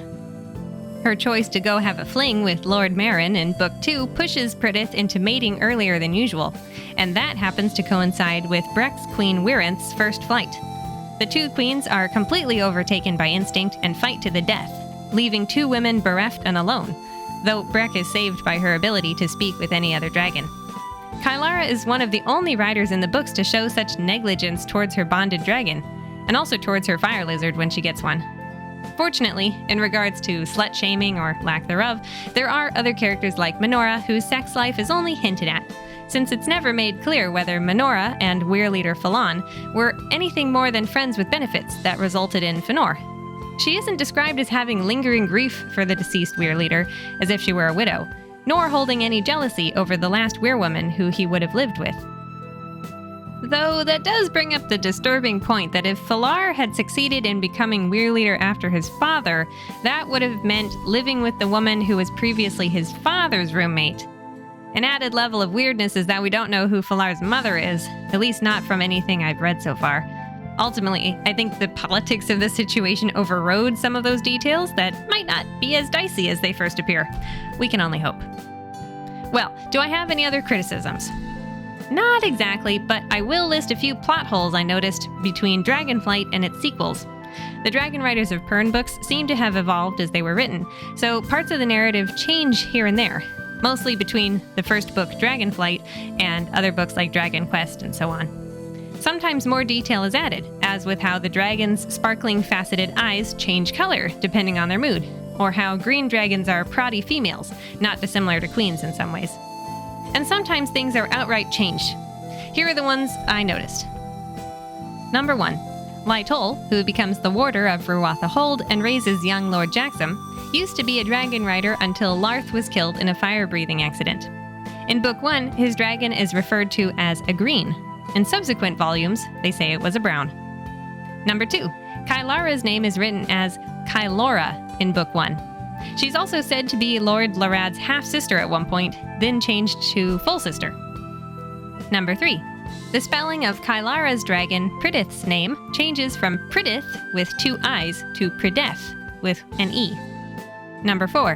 The Weyr leader of Fort Weyr, one of the old-timers brought forward, is called Titan in Book 1, but is Taran starting in Book 2.